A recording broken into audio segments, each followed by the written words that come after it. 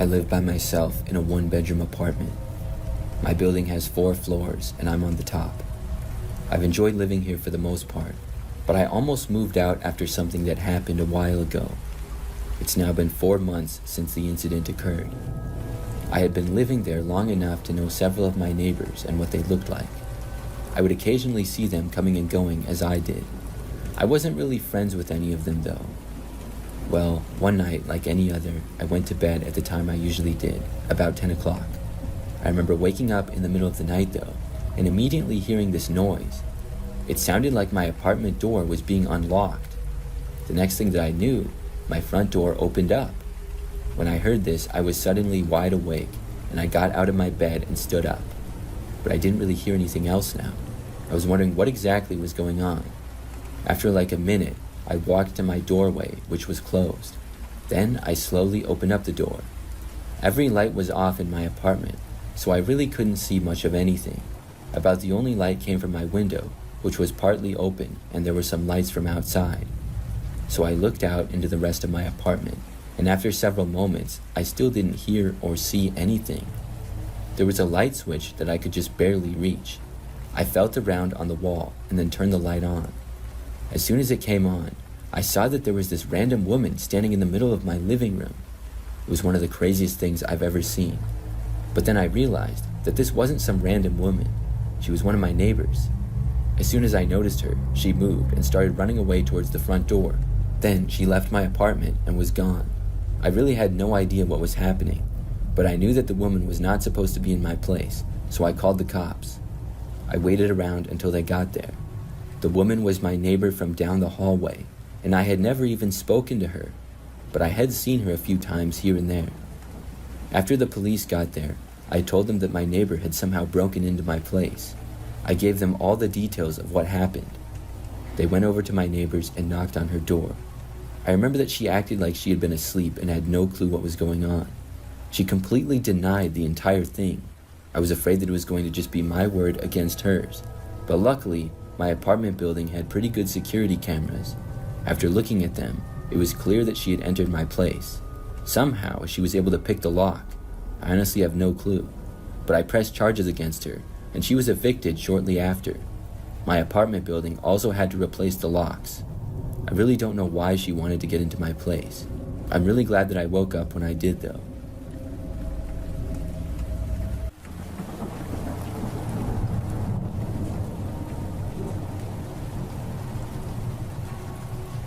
For a little bit of background to this story, I'm a female, and this happened when I was 12. I lived in this quiet residential neighborhood with my parents, and there was this park at the end of the street that we lived on.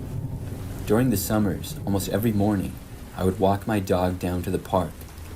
My dog's name was Max, and he had lots of energy. It seemed like he could run for hours without getting tired. So luckily for me, the park that we went to was usually empty, and I would always let him run around for a while. Well, one morning, we went for our walk like usual. The street was quiet, and Max and I arrived at the park at the usual time. I remember that as he was running around, I noticed an ice cream truck going down the street. As it drove by, it stopped just in front of where the road turned. I could sort of see it between some trees. It seemed like an odd place for the ice cream truck to stop. I just kept my eye on it, and the truck sat there for a little while. I couldn't really tell who was driving, but it didn't stop and open up to sell ice cream. After that, I decided to stop looking at it and I focused my attention back on Max. A while later though, I noticed that the truck was still there. I stayed at the park for maybe 30 minutes and then finally went to leave. When I did, I noticed then that the truck was now gone. I would have had to walk sort of in front of it to go home. So the next day, I went back to the park at around the same time. Once again, it was just me and Max there. This time, I noticed the ice cream truck again. It didn't stop though, but drove by very slowly. After that, I didn't see it for the rest of the day. But the following day after that, I saw it again. I was at the park again with Max, just like usual. This time, I saw the truck approaching, and then it parked in the same spot as before. After the truck parked, for a while, nothing happened. Then I actually noticed a guy getting out. But what happened next was very strange. He walked down the street a little, and then appeared to go in a neighbor's yard. After that, he went completely out of my sight. But several minutes later, I noticed the man again. He was entering the park that I was in from the opposite side. This would have been the complete other side from the one that his truck was parked on. When I saw the man, he was walking straight for me. After getting within maybe 20 feet, he said hi to me. I was sitting on a park bench and I had Max on a leash. The guy started asking me questions about Max and stuff. He was pretty nice, but then the guy asked me if I needed a ride home, which seemed strange. Of course, I said no to him. He stayed there and continued talking to me. Then the man said that he too had a dog and wanted to know if I wanted to see it. I said no thanks, wondering how that would even be possible. Then I got up and said that I had to be getting home. We started to walk away from the man. I would have had to go by his ice cream truck, and he started to walk after me. I didn't look behind me, but I could sense him walking. At one point, about halfway out of the park, Max turned and started barking at the guy. I didn't look. We just kept going. Soon, we made it back out into the street. Then I heard the guy cross over. I glanced back and saw him getting into his ice cream truck. Max and I jogged the rest of the way back home, and we were able to make it. Moments after arriving in the front yard, I saw the ice cream truck approaching down the street. I ran and I hid behind my parents' car in the driveway. The ice cream truck drove by extremely slow, but I was confident that the man couldn't see me. Then I went inside. After that, I took a break from walking Max in the morning. Instead, we just let him run around our backyard for exercise.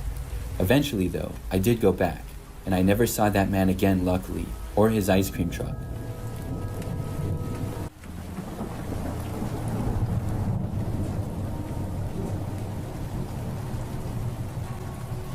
This story happened 5 years ago. I have my own house and live sort of out there. I don't get many people at my front door. So one day as I was having some morning coffee, I heard the sound of my doorbell ring. I was slightly surprised by this, so I walked over and looked out the window. It looked to be one of those door-to-door salesmen or something like that. The guy wore a jacket and had a sort of clipboard with a pen in his hand. As I looked out the window, he noticed me and gave a friendly wave. I decided to go to the door and answer it, and just tell him that whatever he was selling, I was not interested in. I opened the door and greeted him. He said hi and complimented me on my house. I said thanks, but anything he was offering, I really wasn't interested in. Then I saw 3 men appear out of the side of the house that I couldn't see from my angle. They all started running towards me, and I tried to slam the door shut, but the salesman guy stuck himself in the way, and before I knew it, there were 4 guys in my house with me. One of them grabbed me by the arms, and another one told me that they needed some things, and I was going to wait in my room until they got it. They then stated that if I had enough valuables for them, they wouldn't hurt me. Now, I had a few valuable things in my house, but I didn't know what they wanted, and the thought of them hurting me made me want to get away. One of the men began to lead me down the hallway, and as he did, he gripped onto my right arm. The other men started to walk around the house in all different directions. I had an idea, and I knew it was a big risk, but I guess I just had a rush of adrenaline in the moment. As soon as we were passing by the bathroom in the hallway, I tugged away as fast as I could and broke free from the man's grip. I then got into the bathroom and slammed the door shut and locked it as quick as I could.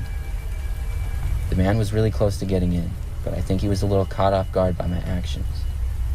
I knew he was going to try to break the door down, and I heard him try as soon as he realized the door was locked. The guy was pretty big, so I didn't doubt that he would be able to knock the door down before long. So I quickly opened up the bathroom window as fast as I could.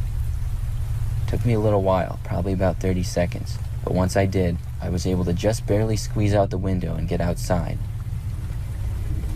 Once I was outside, I began to run as fast as I could towards the neighbor's house. It took me a while to get there, and I'm pretty sure one of the men went out of the house to chase me, because I heard running in the backyard, but I sure didn't stop to look.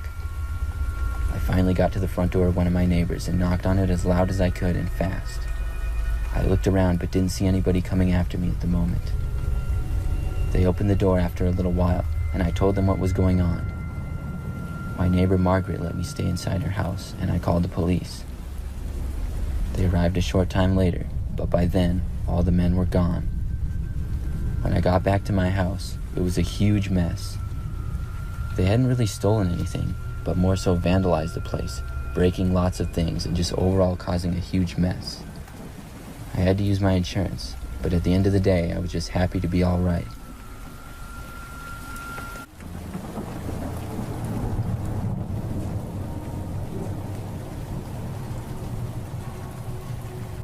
I've been on the deep web many times before, but the creepiest thing that ever happened to me took place about a year ago. One night, I was especially bored, and I was in a chat room where a user sent me a link to a game. He said it was a sort of code-breaking game, and I had heard about some of those in the past, and I wanted to know what they were like. When I got the link, I clicked on it, and it led me to an all-black screen with yellow letters that said "Begin." I clicked it, and nothing happened for quite some time. There was just text on the screen that said "Wait." It took a few minutes, but finally the game started. Things started out relatively normal. There was a few sort of codes that were easy to figure out, and suddenly the game seemed to stop. The screen just went black, and it was a little strange, but I moved on at that point. I got off my computer and went to do other stuff. 2 days went by, and I got a random letter in the mail. I opened it up to see a blank white piece of paper folded up. When I unfolded it, it revealed a web address. I went on my browser that I used to access the deep web, and I typed in the address. I realized that it seemed to be a continuation of the game that I had been playing. It had a button on it which I clicked. Then it started playing a video. It was a surveillance video of some kind. The more I watched it, the more I could tell it was a Walmart. The video followed someone walking into the store eventually. It was security camera footage, so the quality wasn't the greatest, but after about 5 seconds, I realized the person it was showing was myself. I had been to the store the day before, and the video followed me throughout the store, and even showed me checking out and leaving. It then changed to a gas station security camera, a gas station that I had also been to the day before. It showed me getting gas and once again leaving. The video then ended, and after that the web page went all black. Text then appeared on the screen saying, "Level 2, and then an option to begin. I didn't have any interest in playing this game any longer, and I exited out of my web browser. I was pretty creeped out, but I knew the dangers of the deep web, and that these sort of things could be done, so after that, I decided to stay away from it for a while. I do sometimes wonder, though, what Level 2 was.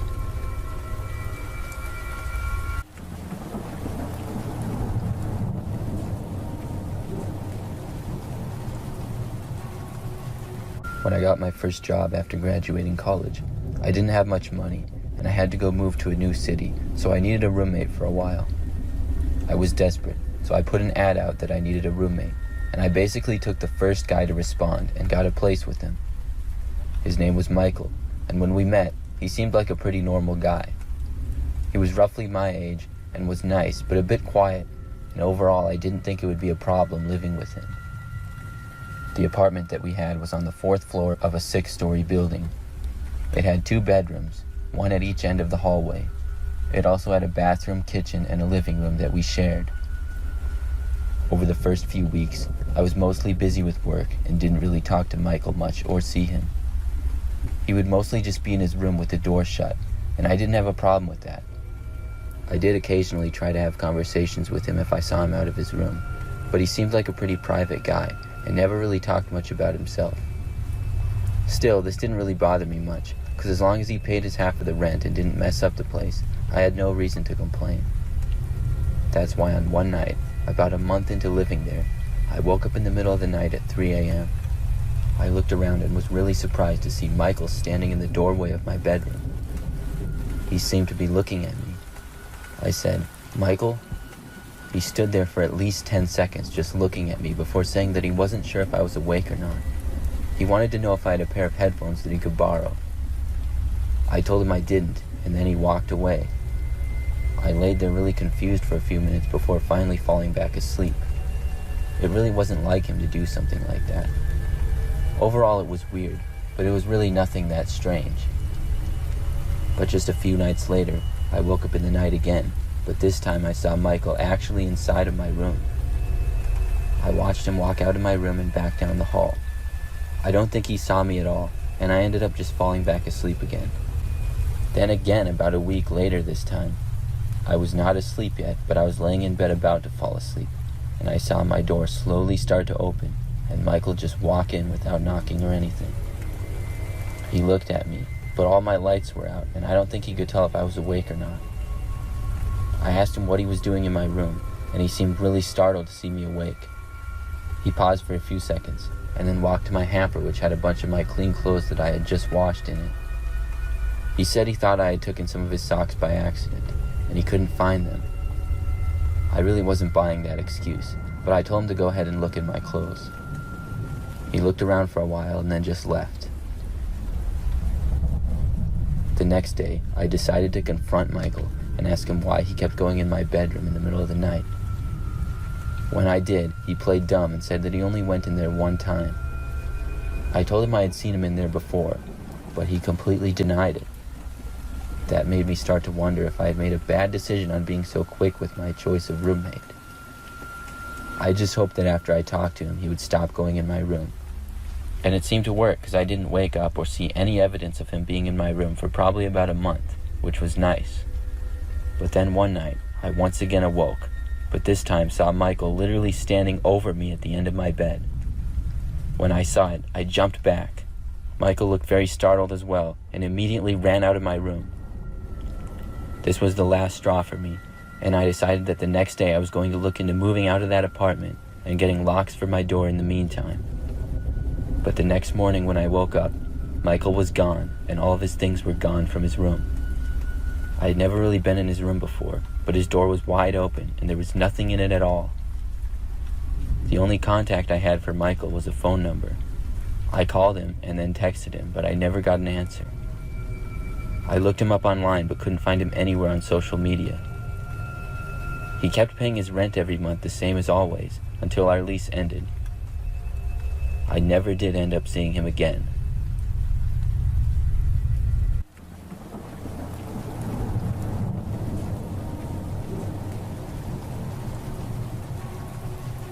I live in a 2-story house with my husband. The house is pretty old, but has a decent-sized attic up top. We don't really use the attic other than for storage, which really comes in handy for keeping the rest of our house clean. Last fall, I was going up to the attic to get some documents. I hadn't been up there for quite some time. I opened the latch in the ceiling and pulled down the staircase, which came down from the door in the ceiling all the way to the floor. I walked up, and when I got inside, I saw that some of the things in the attic seemed to be rearranged. We had quite a few boxes up there, as well as other junk, so that took up almost all the space in there, but I knew things weren't the way I had left them last time. It made me a little worried, but I thought maybe my husband had rearranged things up there for some reason. I knew this was likely the case, but as I was looking around in several of the boxes up there, I had a really uncomfortable feeling. The attic was actually kind of big, and I had to go all the way to the backside of it to find what I was looking for. I hurried up and got what I needed, then went back downstairs. I went straight to my husband and asked him if he had been in the attic recently. He casually said that he had been up there a couple of weeks ago. This made me feel a lot better, because I hadn't been up there in at least a few months. The next day, I went back up to the attic to put the documents back. Once I got up there, I went to the far end of the attic back to where the boxes where I kept them in were. I started to put them inside, and as I was doing this, I just barely heard my husband start to shout my name. I called out to him and asked what he wanted. He seemed to be frantically yelling my name. I turned and walked about 10 feet over to where I could see the entrance of the attic. I saw the door opening and my husband enter. He motioned to me to come over to him and was yelling at me. I ran over to him, but I was really confused. We both went back downstairs. He then got on the phone with police. I was shocked until my husband told me that after I had gone up into the attic, he said he entered the hallway to use the bathroom when he saw a man's arm reach down from the entrance of the attic. The arm then lifted up the staircase to the attic and closed the door. That's when my husband ran over and began calling my name. He said whoever did this was still in the attic. We left the house until the police arrived. They ended up finding a man who was hiding in the corner of the attic behind several boxes. They said he had likely been in there for a few days. It really gave me the creeps to know that I wasn't alone in there either time that I had been in the attic, and it wasn't my husband who had moved things around after all. I'm just really happy that my husband saw what was going on, or I don't know what would have happened to me.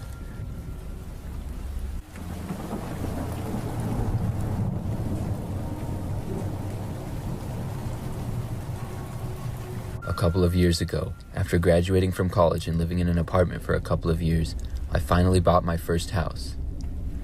It was sort of small but had 2 floors and a basement. I got a pretty good deal on it because it needed a little bit of work, but over the first few months, I got a lot of improvements done. Anyways, one day after work, I was going down to the basement to do some laundry. The basement was mainly unfinished, but I did have some extra furniture and a few boxes down there. As I was passing by the main room of the basement to the laundry room, I thought I noticed something out of the corner of my eye. I stopped in place and looked over. Then I leaned down to get a better look. When I could get a better angle, I saw that there was a man hiding underneath a table that I had sitting in the basement. I must have been frozen in shock, because it took me several seconds to believe that there was actually some random guy in my basement. The man made eye contact with me, and then he moved. He got up from underneath the table and ran into a nearby room. The next thing I knew, all of the lights went out and I couldn't see anything at all. I figured he messed with the fuse boxes down there and switched them off or something. I literally couldn't see anything at all. And unfortunately for me, I had left my phone upstairs charging and couldn't use anything as a flashlight. I was probably about 15 or 20 feet away from the stairs, and I wanted to get out of the basement as soon as I could. I started to slowly walk in what I thought was the direction of the stairs. It was very quiet down there. Then I heard noises of moving coming from a ways away, but I couldn't tell exactly where. I didn't know who this guy was in the basement with me, or how he got in my house, but I was terrified at him possibly being dangerous. I quietly moved a bit faster towards the stairs, and when I thought I would be getting to the steps, I tripped on something and fell down. When I did, I heard more movement. This time it sounded like the guy was closer to me.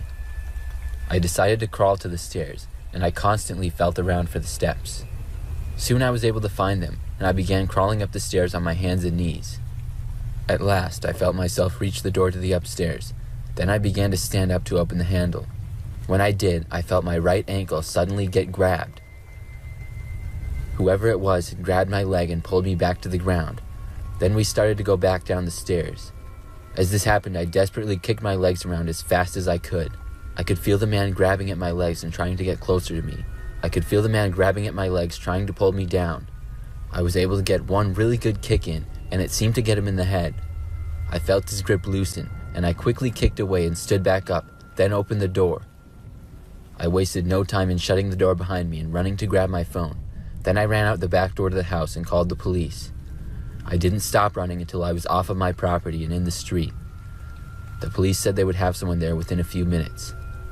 I continued to move away from the house though, because I didn't want to take a chance on seeing the man again. I didn't even care if he left. When the police arrived, sure enough, the man was gone, and my front door was left open. I don't know how the man got in my house or what he was doing down there, but those were probably some of the scariest moments of my life that day. I was very careful to always lock my doors after that, and I only lived in that house for a few more months before moving.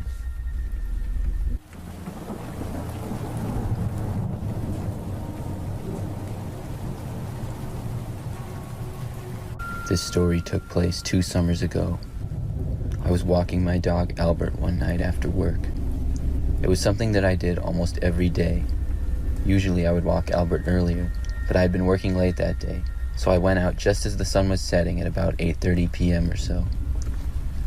I would walk around the neighborhood and into some other neighborhoods that were close by. It was a pretty nice area with a lot of houses, and normally I'd see a few other people out walking dogs and such, but at this time it was pretty empty. I went about 30 minutes out, but before turning back, I let Albert run around in the grass a little. As I did, I noticed something off in the distance. It was someone wearing a clown costume. The costume was really well done. He was wearing a whole clown outfit, and instead of a mask, appeared to have his whole face painted, and was also wearing a wig.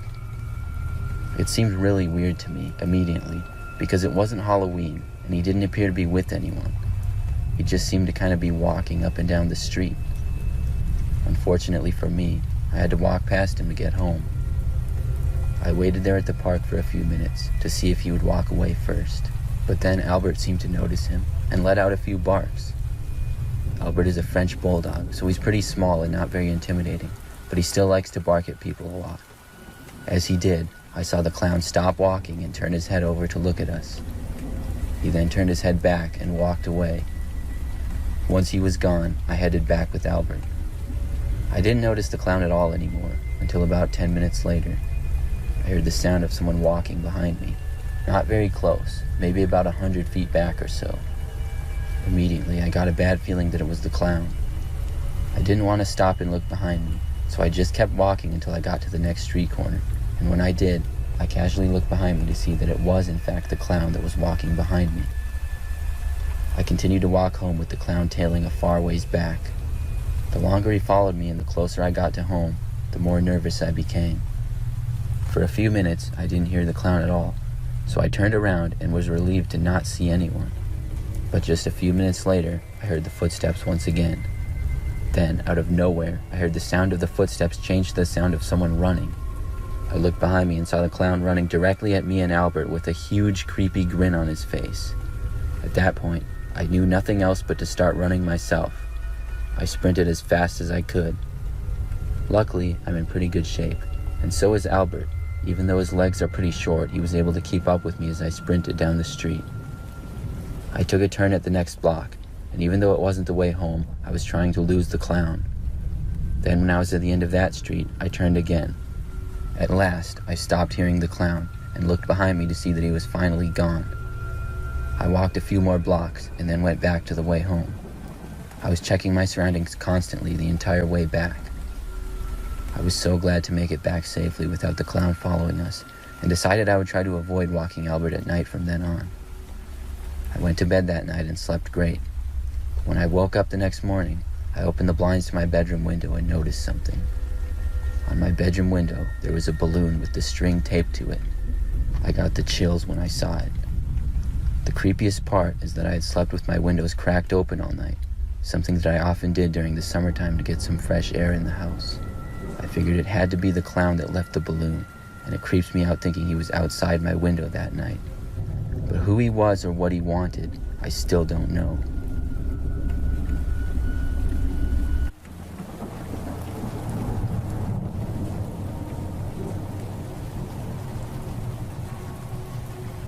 I used to work at a GameStop.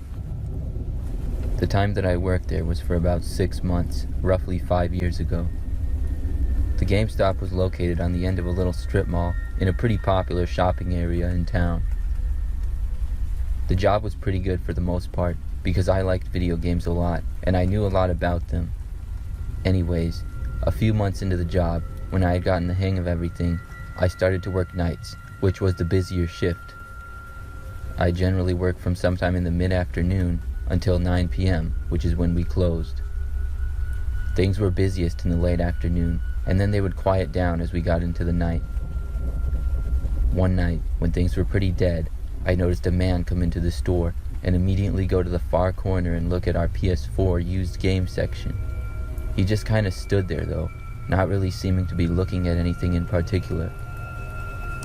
He slowly paced a little and stayed in the store for roughly 10 minutes and then left. This wasn't anything to take note of, except for the fact that this happened every night for about a week straight.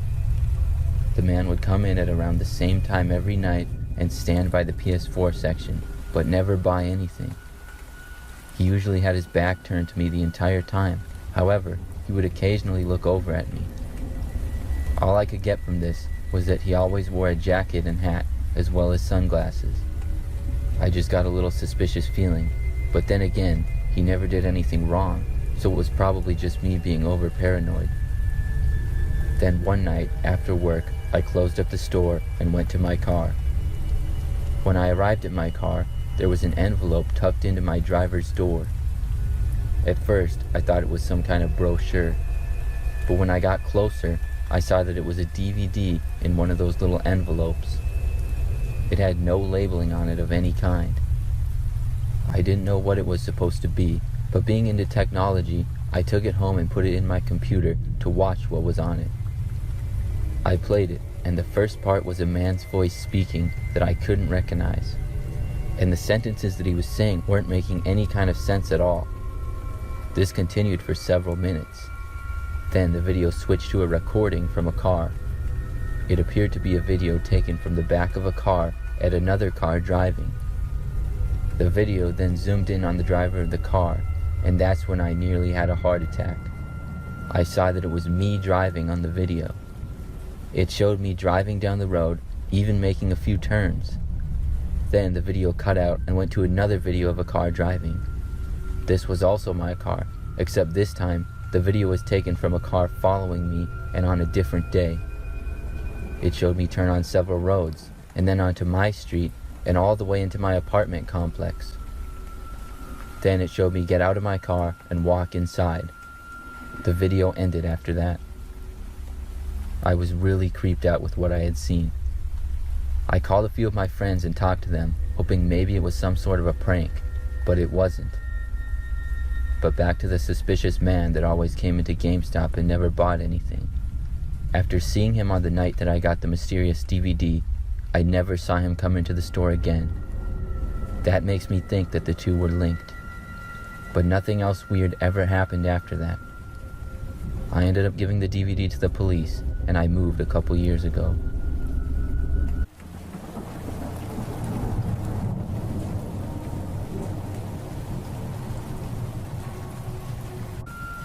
About 5 years ago, my best friend asked me to watch her dogs for her while she went out of town for vacation. She was going away for a week and had 3 dogs. I know this is bad, but I don't know exactly what kind of dogs they are. They're a mix of a few breeds and are kind of small, but I'm not really a dog expert. Anyways, I got all the instructions on when to feed them and when to let them outside, even what time they usually went on their walks. I was happy to take care of them because my friend had her own small house and I had 2 roommates, so it was nice to get away on my own for a bit. The first day and night went great with no problems at all. It was really easy because the dogs are always really well behaved and trained. The second night though, after I had taken the dogs out for the final time of the day and was about to go to bed, I was upstairs and heard the dogs start to bark like crazy from down in the kitchen. I went down to see what it was. The dogs usually always stayed in the kitchen, where their bowls were, and even though they were well trained, they had a divider put up between the living room at night just to be safe.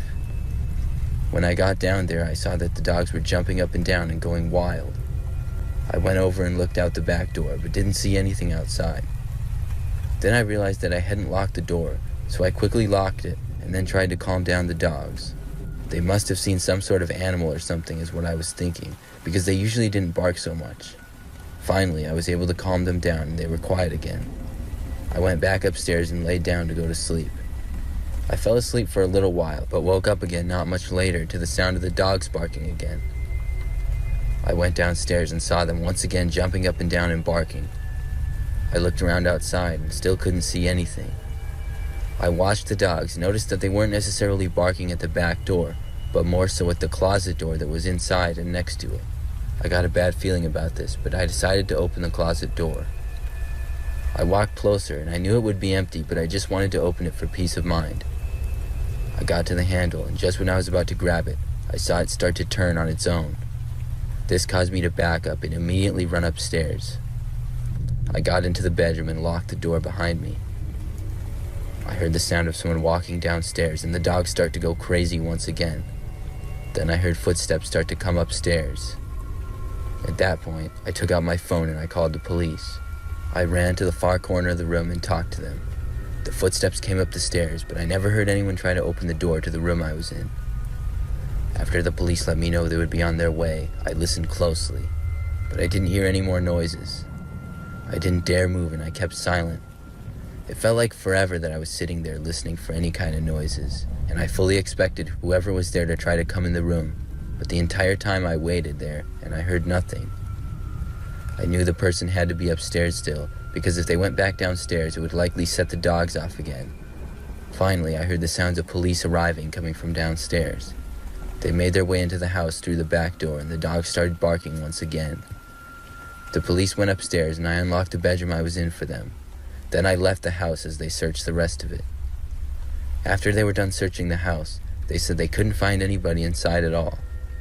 I even went inside with them to search again, but there was nobody in there. I don't know whoever was there because I never saw them, but I really don't know how they left.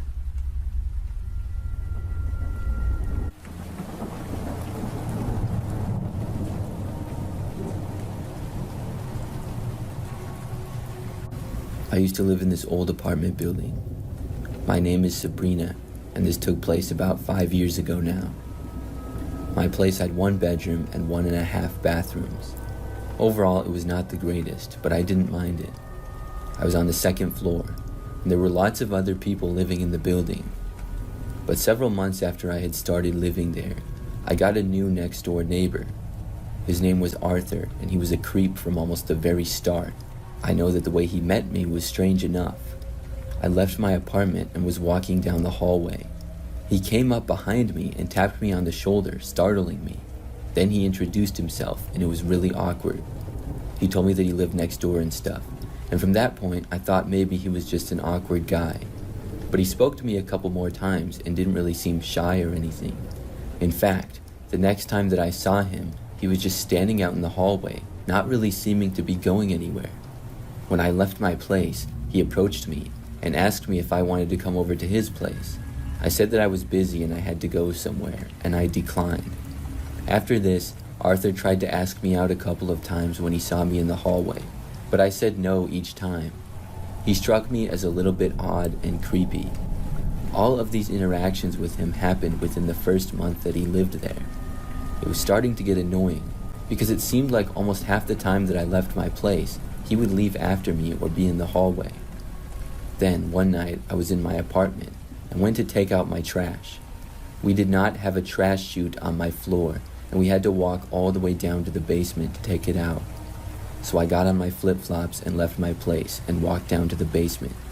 I was gone for maybe 2 or 3 minutes at most. Then I returned to my apartment and went back inside of it. It was kind of late at this point, and I was tired, so I decided to get ready for bed.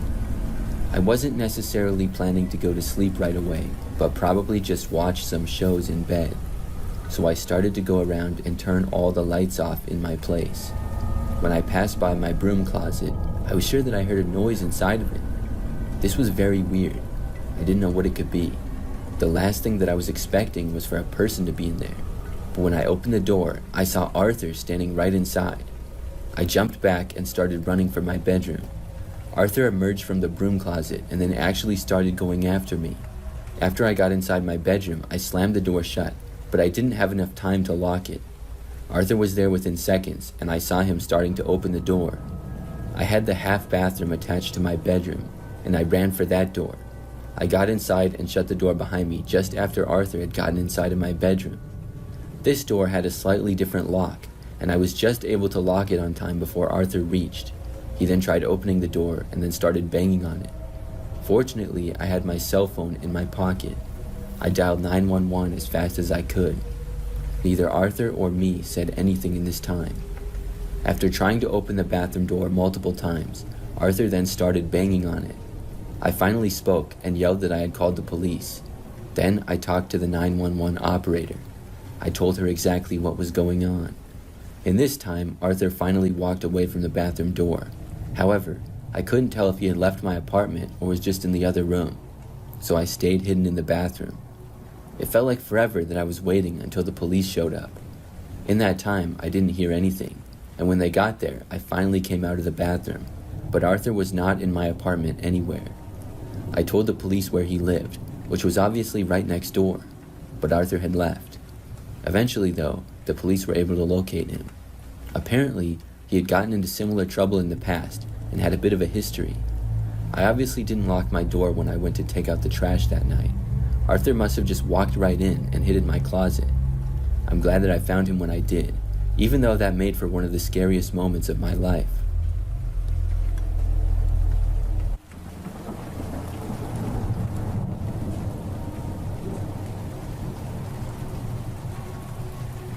I am 23 years old and recently graduated from college. I have a job, but I'm still living with my parents until I get a little more money saved up. In the meantime, I've been living in my bedroom in the basement. It's pretty nice, and I pretty much have my own space down there and have the whole basement. The basement is finished and has my bedroom along with a spare in the hallway. There's also a bathroom down there, and then a large living room area with a TV and such near the stairs to the upper level of the house. One day I had gotten home from work at about 9 p.m. and went down to my room to just relax and watch some Netflix. My parents were gone, so I was alone in the house. I got some food from upstairs and then went down and started a show. I would guess maybe 30 minutes later, I suddenly heard the sound of glass breaking coming from upstairs.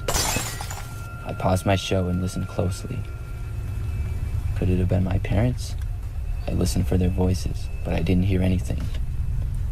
Then I started to get a horrible feeling. I froze and started to hear footsteps walking around from upstairs. I then heard a voice, but it wasn't the voice of any of my parents. It was a younger sounding man's voice, and then another man's voice. I couldn't make out anything that they were saying, but I could just barely hear the sounds of their voices. At that point, I knew someone had broken into our home. I got out my phone and called the police as quietly as I could, reporting a break-in. I told them to hurry, and they told me they would have the next available police come to our house.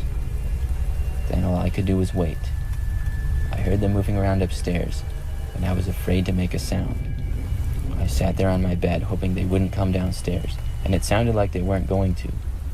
But then about a minute later, I heard the noise of someone walking down the stairs. Each step that they went down, I panicked more and more.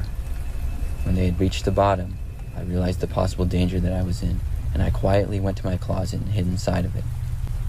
I closed the door as quietly as I possibly could. Being in there made it harder for me to hear where the men were, but if I listened really closely, I could sort of tell. I heard them walking around, and eventually they made their way to the hallway. My heart started racing at probably about the fastest rate it ever has. I heard footsteps get to the end of the hall where my bedroom was. Then I heard the door open. I closed my eyes and held my breath. But shortly after it opened, I heard footsteps walking back away. I continued to hear them walk around downstairs for a bit. Then I finally started to hear police sirens. The men then went back upstairs, and I stopped hearing them completely. The police arrived a few minutes later, and I finally left my bedroom. As I got out, the police told me they were in pursuit of the vehicle that the man had been in, and later that day they ended up being caught. They had broken in through an upstairs window and stolen several valuable items we had in our house. I guess they didn't see anything worth taking in my room, because they seemed to just open the door and then walk away. My parents were shocked when they got home, but they were overall just glad that I was all right.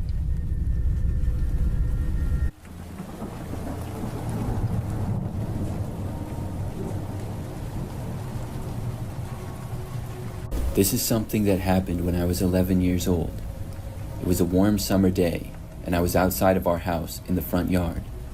I don't remember the exact time, but I would guess maybe 6 or 7 p.m. I remember that there was this kid named Mikey who lived on my street. Our neighborhood was very large. There were many streets, and each of them had a bunch of houses. So there were a few kids that I was friends with who lived nearby. I remember that I saw Mikey walking down the street, and when he saw me, he waved.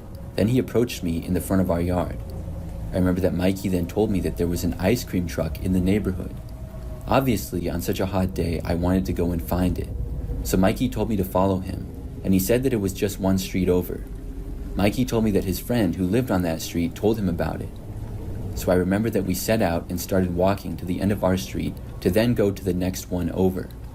Well, when we got to that street, the ice cream truck was no longer there.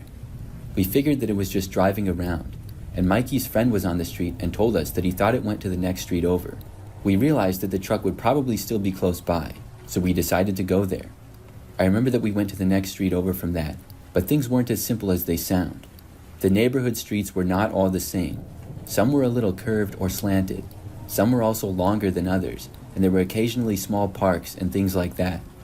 So we ended up getting confused pretty easily. After not seeing the ice cream truck on the next street over, we thought that it still might be close by and kind of wandered around a couple of streets. I had never really been over there before, and I kind of thought that Mikey knew where we were going, but apparently not, because after walking for like 10 minutes, Mikey said that we were lost, and there was no ice cream truck in sight. So I said that we should probably head back, and Mikey agreed. However, we did not know what direction was the right way. Naturally, we tried to just go back the way that we had come from, but then we made a wrong turn somewhere. We were probably just walking farther in the wrong direction, and neither of us had cell phones or anything like that. So after walking for what felt like a really long time, we were still not quite sure as to where we were, and we never even found the ice cream truck. Then, after coming around the corner to this one street, I noticed a kid in the front yard of one of the houses. I didn't recognize him, but Mikey did.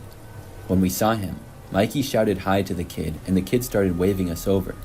We went into the front yard, and Mikey started talking to this kid. I don't remember what about, but I was not really a part of the conversation. I was a pretty shy kid back then, and they were not including me on the conversation. It was as if I wasn't even there. Then, all of a sudden, the kid invited Mikey inside, and they started walking away from me. I was 90% sure that I wasn't invited to go into the house, but I didn't know what to do, so I kind of started to follow them. Then Mikey turned to me and said, "See you later, man," and that made it clear to me that I couldn't go in. They walked into the kid's garage, and then they went into his house through another door. I stood there in the driveway. What I should have done is yelled to him, "Wait, so you're just gonna leave me here? You know that I don't know how to get home." I should have at least gone to the house and asked the kid's parents to call my parents, but that just didn't come to my mind.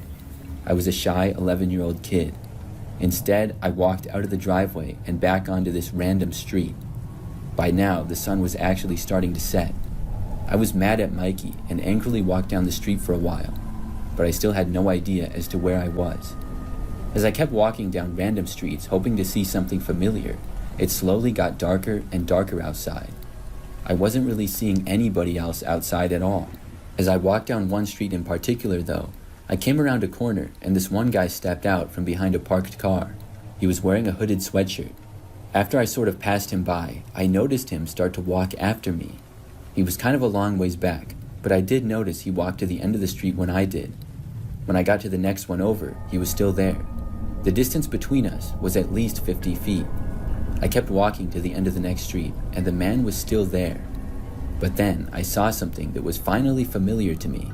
It was a busier street that was connected to the one that I lived off of. I would just have to follow that to my street. When I got there, I started to walk along the sidewalk. I noticed that the man was still there, and he was the same distance back, and he was now walking down the sidewalk too. I did feel a little better here though, because occasionally a car would pass by on the road. I finally realized where I was, and I knew that my street was coming up on the left. Finally, I saw it. As soon as I reached my street, I just started sprinting. I ran as fast as I could, and I didn't bother to see if the guy walking behind me would chase after me or anything. I was able to get to my house, and then I ran inside. It felt amazing to finally be back home. After that, I was really mad at Mikey. I didn't talk to him for weeks. We were never really that close of friends, but that was a terrible thing that he did. I'm happy that I was able to find my way back home that night.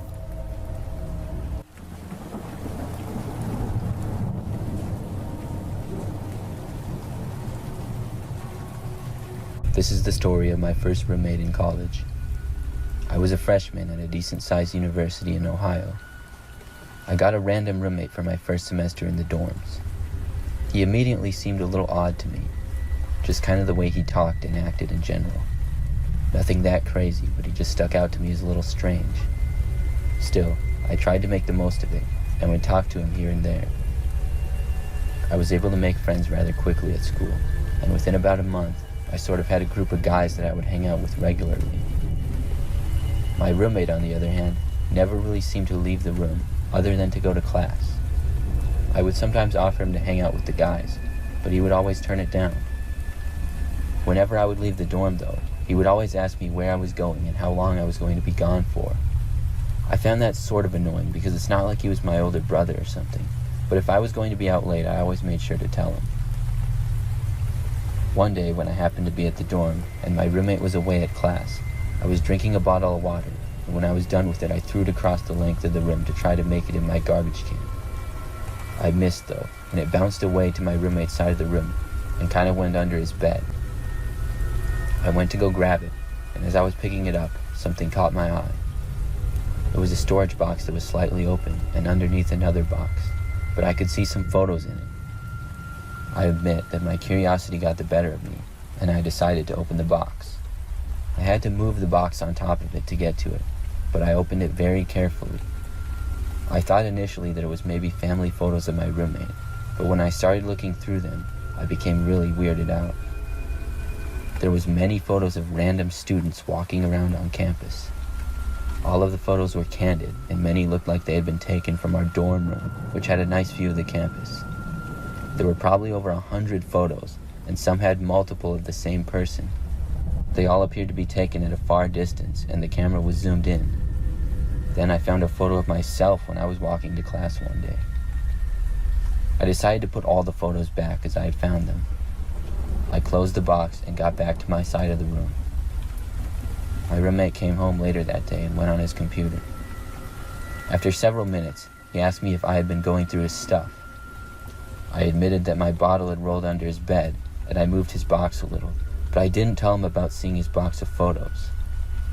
He said okay, but seemed to be a little upset. That night, I decided to hang out with my friends like I often did and told my roommate that I'd be back by 11. It happened to be a Friday night, and my friends and I stayed out a little bit late, and I lost track of time a little. I went to one of my friends' houses after and saw that I had a text from my roommate asking me why I wasn't back yet. It was 11:10. I texted my roommate saying I was on my way back, and he replied that he had a surprise for me. My roommate was not normally one to make jokes, and something about that text just rubbed me the wrong way. I went back to the dorm, and when I did, I got to my room and opened it to see my roommate immediately come charging at me. I closed the door quickly and ran out. He didn't chase me and stayed in the room. I was legitimately worried, so I decided to call the campus safety, and they showed up a few minutes later. I went away from the room and went back to my friend's house. I was later told that my roommate was found hiding behind the door and tried to attack the campus safety officer. Police were brought in, and he was arrested. I got to live in the dorm by myself for the rest of the year.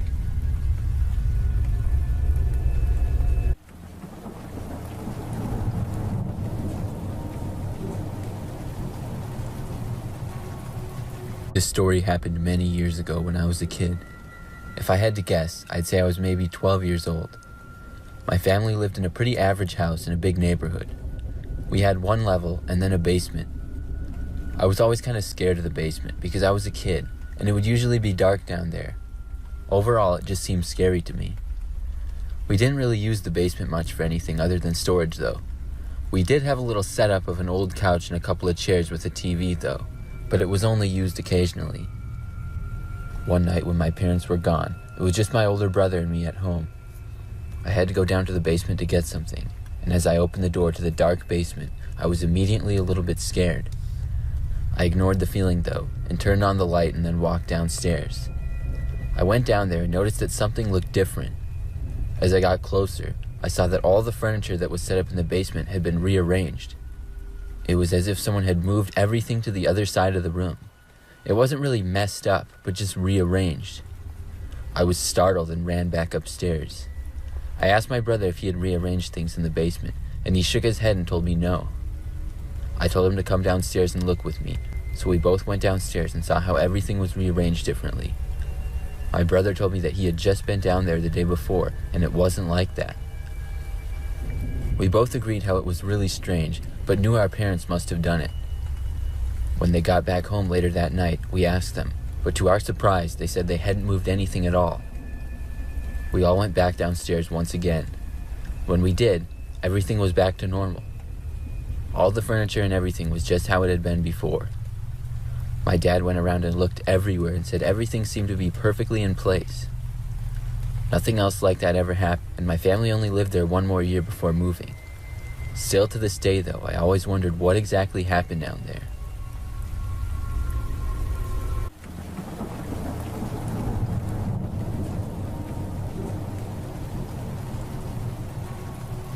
This is something that happened to me a few years ago. When I tell the story, most people still don't believe me, and I wouldn't have believed it myself if I wasn't there. It all started when I was traveling about halfway across the country to visit some of my family back home. I lived a few states away, and I liked driving back home instead of flying because it was always a fun drive through a beautiful part of the country. Anyways, I would usually have to stay 1 to 2 nights in a hotel depending on how long I drove. This time I was planning to stay 2 nights. Some of my friends had been using Airbnb a lot when they traveled, so for this time I decided to give it a try. I found this cool little house that was very affordable for me and looked to be almost in the woods. It had the feeling of a cabin, and when I got there I could see how isolated it really was. I arrived a little bit early, but it was still dark out, probably like 8 or 9 p.m. I got inside to see that it was a really nice place, but it also appeared to be pretty old. I basically just had some food and then got ready for bed. But the whole time I thought I could hear some noises coming from somewhere inside the house. I knew I was supposed to be the only person there, so I got a little bit concerned. It sounded very faint, but was almost like a tapping or a knocking. I figured it was something from outside, but once I got upstairs, I could hear it a lot better. It definitely sounded like someone was in the attic making noises. I thought it was probably a squirrel or maybe a mouse because of how this house was out in the wildlife. I did my best to ignore it. It would stop occasionally and then start up again. It would stop occasionally and then start up again. Sometimes it would be louder or faster, and then would slow back down or stop completely. I knew I was just staying there one night, so I got into bed and tried to fall asleep. The noises kept going though, and I found it difficult to relax. Then I thought I could just barely hear the sound of someone talking. I decided that for my own peace of mind, I would go up into the attic and take a look around to see what the noises was so I could finally relax and get some rest. I walked over to the hallway and found the latch for the attic. I opened it up, and with a chair I stood on it to see inside. As I was opening the latch, I could hear the noises starting up again. I looked inside, and what I saw next shocked me. About 10 feet away, there appeared to be a really short man tap dancing. He was wearing a suit and a tie, and had a huge smile on his face. He then turned and looked at me, and as he did, he backed away and then seemed to just disappear. I think I went into shock for a few moments, but once my brain was finally able to compute what I had just witnessed, I immediately ran back downstairs, packed all of my stuff as quick as possible, and then left. I drove to a motel about 10 miles down the road and stayed there. Since it happened, I sometimes think I had to be dreaming or something, but I know that I wasn't.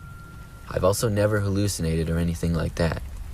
It's something that will always puzzle me, but I know it sure creeps me out a lot.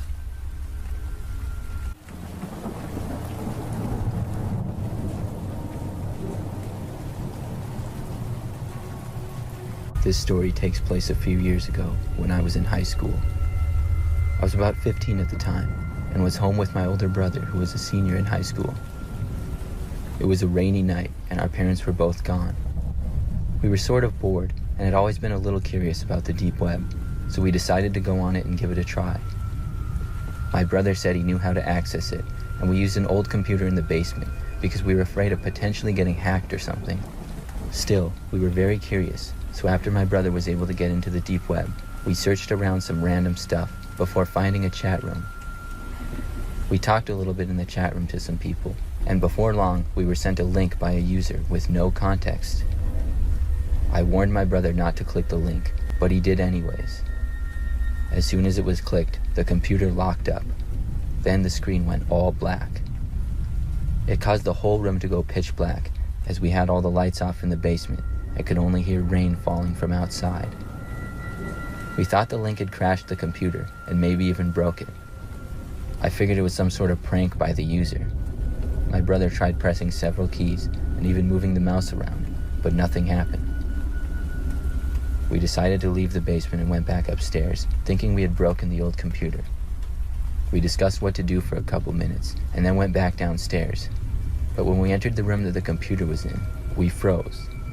The computer screen had what appeared to be a man in a really creepy clown mask with a black background. He was just staring into the screen and smiling. We thought it was some sort of creepy video, until the clown pointed at my brother. My brother moved farther away, and the clown continued to point at him as my brother went across the room. This caused my heart to start pounding. The clown then turned and pointed at me, and then waved his finger for me to come closer to the screen. My brother then quickly ran up and covered the webcam that we had on our computer. Then he yelled at me to turn off the computer. I ran up and pressed the power button, but the clown stayed on the screen. Nothing was happening. I then went to the wall and unplugged the whole power strip from the wall outlet, and the computer finally turned off. We both had to take a minute or two to catch our breath. We left the old computer in the basement unplugged for a few days, but afterwards it seemed to work just fine.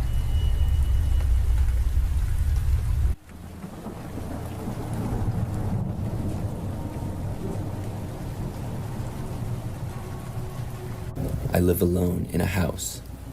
I've only lived here for a couple of years, and I would describe the neighborhood as quiet. There are a lot of other houses around, and most of the neighbors are very nice. Well, last year, I had hardly ever seen my next-door neighbor to the west. Only once or twice did I ever notice her. As far as I knew, there was just one woman who lived there. Her yard was right next to mine, so I would have been able to see if she ever went outside, but I never did. It was a little bit mysterious, but not something that seemed that crazy. Well, one night I was home and it was pretty late. Before bed, I was getting my things ready for the next day. I realized that I couldn't find my wallet. After looking around for a few minutes, I thought that maybe I forgot it in my car. Sometimes it would fall out of my pocket. My car was parked in the driveway, so I left my house and walked outside. It was very dark and quiet. I went out to my car and opened up the driver's door, and sure enough, my wallet was sitting there on the seat. So I picked it up and then started to head back inside. But as I did, I noticed that my next door neighbor was outside. She was standing in her yard, not that far away, and kind of looking at me. It seemed kind of weird to be out this late, and I didn't really know what she was doing. I just turned and walked back up my driveway to the house. Then I went back inside. As I got back into the kitchen, I put my wallet back on the counter where I usually kept it. Then I was going to head into the other room. Except that's when I noticed out the window that my neighbor was now in my yard. She had seemingly walked over and was now right next to the driveway. I was wondering what exactly she was doing over here. Then I watched as she walked right up to my window. She then went right up next to it and started looking inside of my house. It was really strange. She didn't wave at me or anything, but appeared to be looking in my direction. Then she moved down really quick. I didn't know what to make of it, so I left the room. But a few minutes later, I went back into the kitchen to see if she had in fact left, but she didn't. She was now standing at another window and looking in. I didn't know if she could see me or not. I wasn't that close to the window, and when I noticed her, I sort of moved back and around the corner. I watched her, and she was just staring into the window. She kept looking in for like 5 minutes straight. Then, finally, she moved away. After that, I went over to the window, and I watched her going back into her yard, and then back inside of her house. I was so confused by this whole situation. After that, I just went to bed though. I didn't really know what to do. And I didn't see my neighbor for months after that. Since then, I've only seen her a couple of times. I've never brought up what happened. I still don't know what she was doing.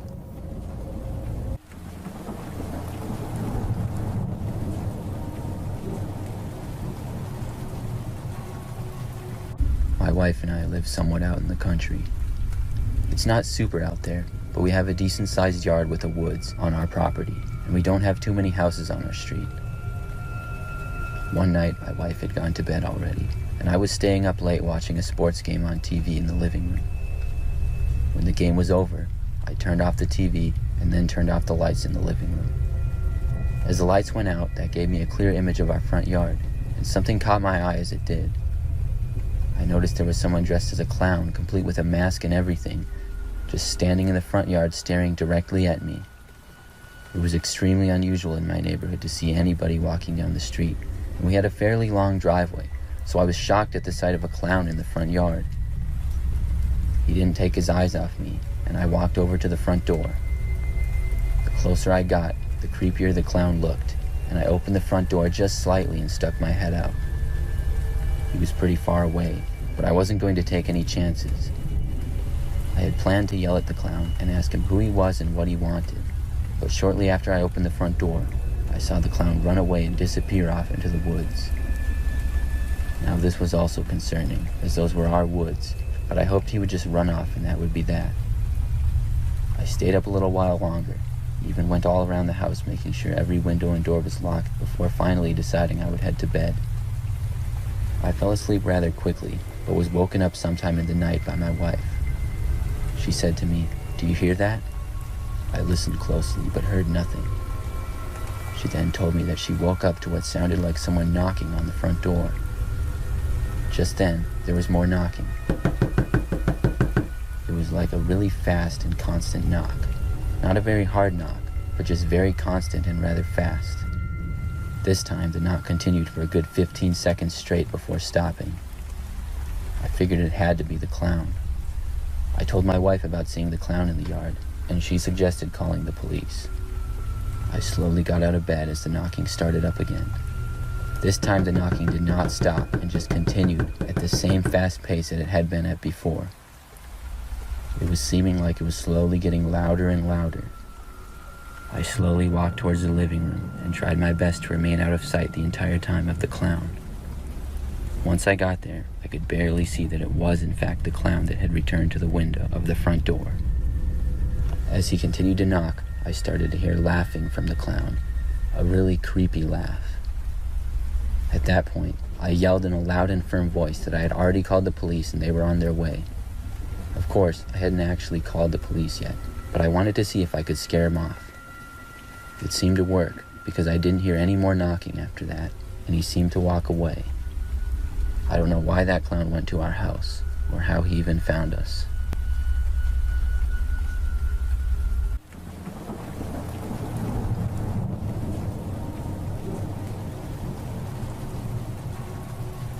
In December of 2020, I applied for a new apartment, deciding to move from my old one. The apartment that I applied for initially was leased to someone else before I could take my deposit in. I ended up getting the last apartment the management company had available. It was the same everything: design, price, owner, and area, but the difference was that the apartment numbers were different. I didn't apply for this particular apartment, so I didn't see it before signing the lease, but I did see the other one I applied for before being assigned this one. I walked into a complete mess of an apartment. The tub was rusted. The O-ring on the toilet was broken, causing a horrible odor to fill the apartment. The dryer connection was also clogged, so this caused the dryer to not even dry clothes. It also seemed like there was something growing through the hallway door, like a tree or something. This caused a hump in the floor.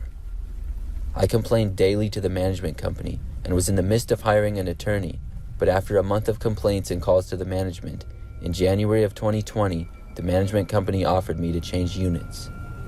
I agreed to move into the second unit, as it was up to my standard and in far better condition than Unit 2. I hired movers, set my deliveries to be delivered to the new unit, and my 18-year-old daughter and I started moving our few things I had from our old unit to the new one. The very first day after we spent the first night in the new unit, my daughter walked out to my car looking for something as we were preparing to leave for the day. I heard what sounded like rattling noises. I thought it was my daughter outside rattling the windows, trying to get my attention out of fear or an injury, so I began to walk to the front door. But then I realized the noise was coming from above my head. I stopped outside of my bedroom doorway and looked up, and the entry door to the attic was above my head, and it opened very wide. It was so wide that I looked straight up at the trusses in the roof, but I could not see who it was up there, so I yelled, "I don't know who you are, but I'm about to blow your brains out." Then I went and grabbed my gun off the dresser, and then the attic door slammed shut. The noise proceeded to go back the way it came, from the neighbor's side of the duplex. My daughter came back inside the house and saw me pacing with my gun in my hand and knew it was serious after taking one look at me. She asked me what was wrong, and I told her the story, so she urged me to call the police. I called 911 going along with her suggestion, and the sheriff came out and they stuck a mirror inside the attic. However, nothing was found in the attic, and they revealed that they had received a call exactly like that before, but in another unit. I knew it was my old unit I had just moved from because it had the latches on the attic door. The sheriff went to the neighbor's house and asked him, and he denied even being home at the time. I found that strange because it wasn't even 3 minutes later. Although I couldn't see who it was, I truly believe it was my neighbor. I'm just grateful that whoever it was decided to try it at the old unit and not the one we were at while we were asleep. I did not move, although I know I had the perfect grounds to break the lease and be done with this company and these apartments. But I had just spent over $2,800 with moving. I was exhausted at the thought of moving again. However, I had someone put in the same type of latches that the other unit had on the attic's door entry, and I called a security alarm company for an alarm system. I had a motion detector installed in the attic, and I also had a sensor put in the attic so that I'm notified if it's opened.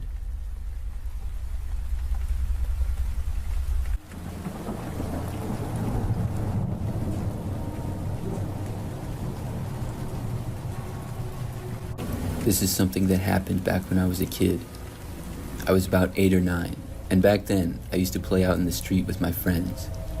During the summertime, most of the neighborhood kids would all hang out. I remember that we would all have to go inside by sunset typically. So one evening, I was on my street, a ways down from my house. I was hanging out with about 3 or 4 other kids who lived nearby. I don't remember exactly what we were doing, but I know that the sun was starting to set. After a little while, 2 of the other kids had to go, and I was thinking that I should probably go back soon as well. However, I did not immediately go inside. Instead, it was me and these other 2 kids who were still in the street talking. We were a ways down from my house, and normally the street would be really quiet and not very many cars would drive down it. I remember though, that right when it was really starting to get dark out, we saw this truck enter the street from the other end. We moved over to the side of the road and noticed that the truck was going very slow. Soon, we saw that it was an ice cream truck. It was also playing the typical ice cream truck music, except it was very quiet. The volume must have been turned almost all the way down. So as the truck approached, I personally had mixed feelings. I was always happy to see an ice cream truck in the summer, but something felt odd about it driving at basically nighttime with the volume so low. The 3 of us kids remained on the side of the street, and we were going to let the truck pass. I realized that most likely the truck wasn't going to sell ice cream at this hour, except when the truck got close to us, it started to slow down even more. Then it stopped. The 3 of us just continued to stand there, now staring at this ice cream truck in the road. The truck just sat there running for what felt like a long time. I was really curious about this situation. Then, finally, the driver's door slid open. A man stepped out and said hi to us. We said hi back to him. The man then asked us if we wanted some ice cream. He said that it was the end of the day and he had some leftover that we could have for free. This sounded good and I was quick to say yes, but then the man told us to go ahead and get inside of his truck. He moved back and was going to open the back door, and that's when I had a sort of bad feeling about it. There was just a bit of suspicion that I probably shouldn't be going inside of the truck. The other 2 kids started to walk over, and I didn't know what to do, so I just started following them. I was telling myself that nothing bad would happen, but I remembered that as we made it around to the back, and this guy was standing there just inside of the truck, I heard my sister's voice. I looked over, and my house was probably like 100 feet down the street. My older sister was yelling at me to come inside, because I wasn't supposed to be out past dark. When I saw her, she was standing at the edge of our yard. Then she seemed to notice the ice cream truck and stuff. My sister would have been about 15 at the time, so a lot older and more mature than me. She asked what was going on and started to walk closer. That's when the ice cream man suddenly closed the back door to the truck. The other kids that I was with took off running in the other direction to go back to their houses. It all happened so fast. My sister then started yelling at me to get away from the truck. All 3 of us kids then ran away. Meanwhile, within seconds it seemed, the ice cream truck quickly started driving off. I got back to our house and my friends went back to theirs. I then went inside and my sister told my parents about what happened. They didn't let me leave the front yard without supervision for a few weeks after that, but I learned my lesson. After that though, I was always suspicious when I saw an ice cream truck.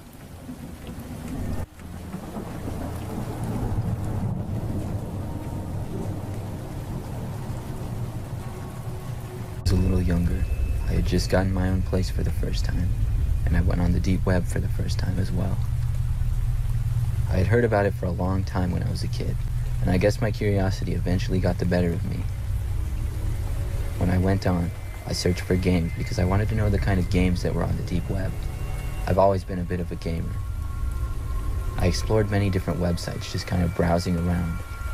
They had a lot of pretty normal types of games, and then a few weird ones as well. Over the next week or so, I explored the deep web and played around with a few games. Then one day, I came across this really weird looking game that was sent to me in one of the gaming forums I went on. I clicked on the game, and I saw that the graphics were sort of crude and looked like the 3D graphics from an early 90s video game. I decided to play the game, and when it started, I was a character in a house. I walked around the house for a little bit, and realized that the house in the game looked exactly like my house in real life. Obviously, the graphics weren't the best, but it was blowing my mind how accurate it was. Things from tables and chairs to where my TV and couch were was completely accurate. I was getting really creeped out the more I walked around the house in the game, and I didn't know how this was possible for anyone to know all this information. Then, out of nowhere in the game, I saw another user come in.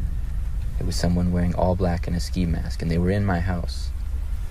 I started to run away from them in the game, and then it started to glitch out really bad. The game ended up freezing up and then crashing about a minute later. The experience was enough for me to want to be done with the deep web.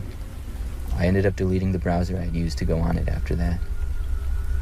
A couple of days later, though, I woke up in the middle of the night to a notification on my phone. It was my doorbell security camera detecting activity at the front door. I nervously clicked on it to see what it could be, hoping for nothing. But when I clicked it, I saw a man dressed in all black and a ski mask walking up to the front door.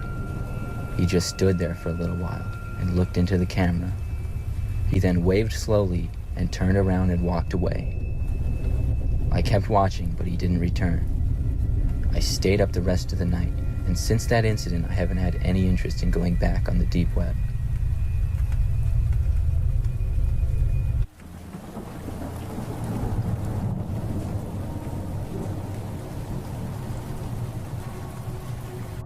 I worked as an overnight grocery stocker manager for 19 years. This happened about 15 years ago, and I'll never forget it. It was a regular night shift, and we had no incoming deliveries, so it was just the crew and I backstocking. Occasionally, someone from the meat department would stay late after hours and do a deep cleaning of their area about once a week.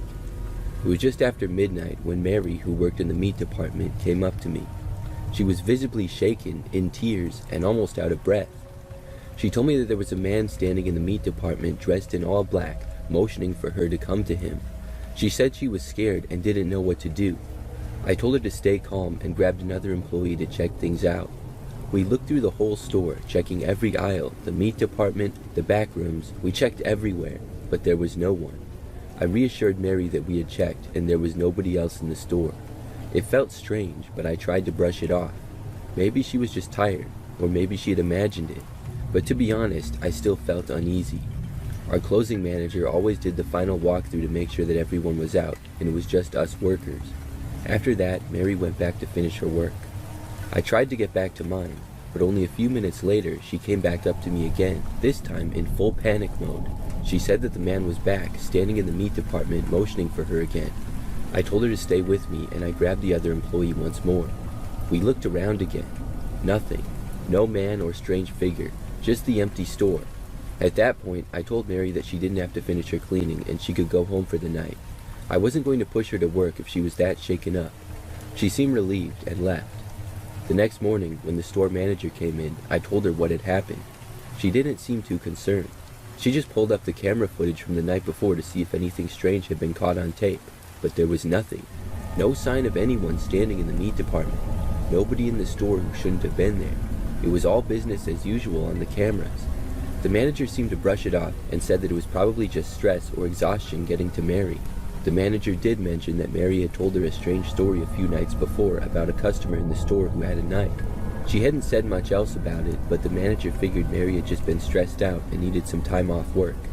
The next night I came to work, someone told me that Mary had passed away. She had gone home after work the night I sent her home, went to bed, and never woke up. A cause of death was never identified. Mary was only 40 years old and was a healthy person. I've worked plenty of overnights since, but that was the weirdest thing that ever happened on my shift. It still gets to me sometimes, even though it happened decades ago now.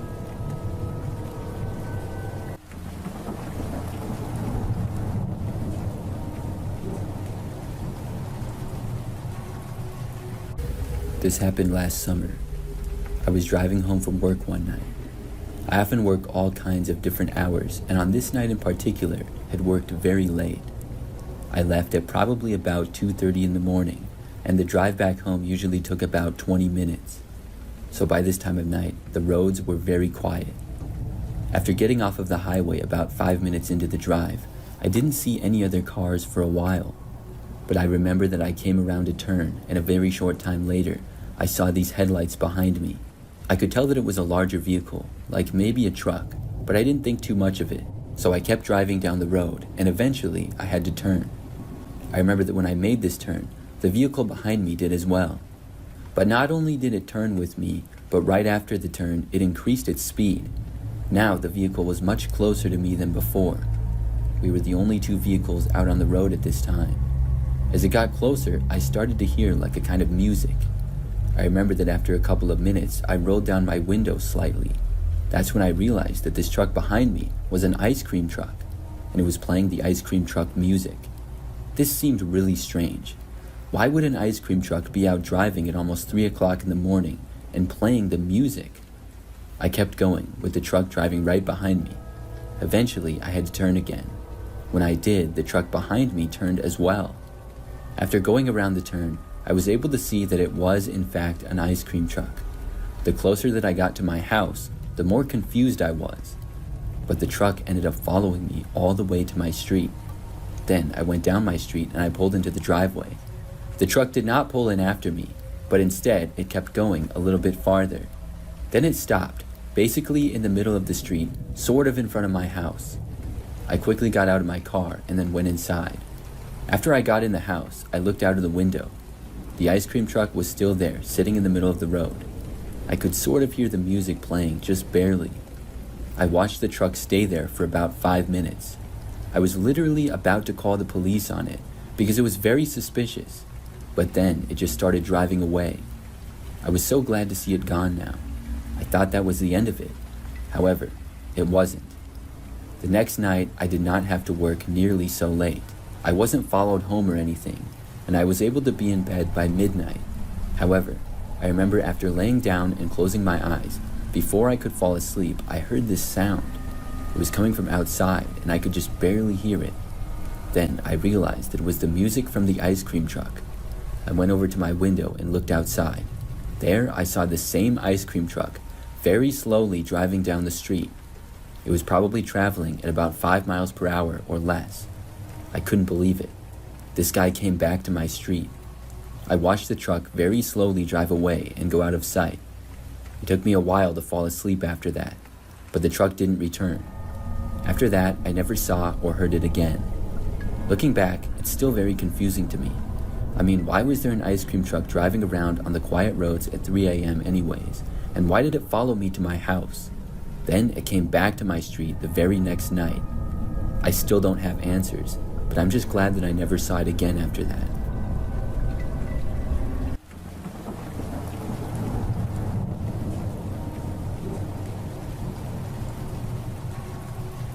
Over the winter a few years ago, I went to the grocery store on a weeknight with my 2 kids, who were 14 and 15 years old, and one of their friends as well. It was a routine shopping trip on a weeknight at 7 p.m. As we were going through the store, I took notice of a young man. He was very well dressed in a designer coat, nice boots, done up from head to toe. He looked like he was in his mid to late 20s or so, good hair, just overall a good looking person. He stood out to me because he just seemed too overdressed.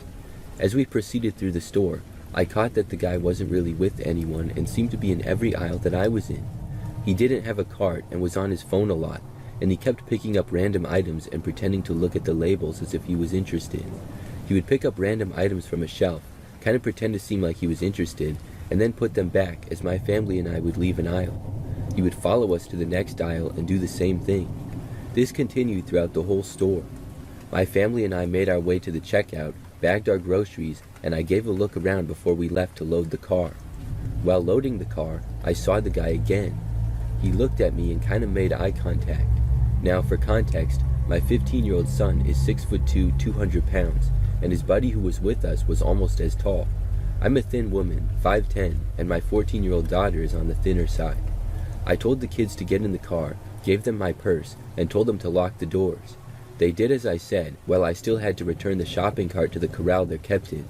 The guy was near the car parked in front of me now, so I stepped out in his path with the shopping cart, and I made it known that I saw him making direct eye contact with him. I work in corrections, so I have a defensive stance, and I'm ready to go for whatever, and I wanted to let this man know that by my body language. The guy was about 5 feet from me, and he picked up on the fact that I was aware of whatever was about to happen. He quickly turned around, did some kind of hand signal, and bolted.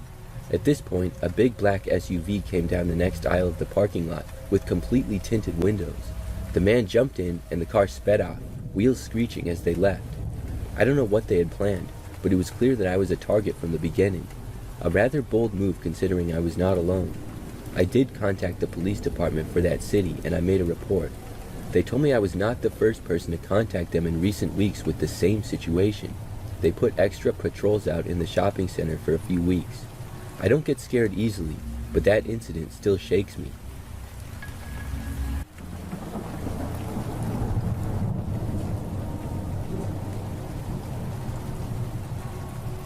This story took place when I was in college. I went to a school in a different state from where I lived, but through a website, I was able to find a roommate beforehand that would be a good match for me.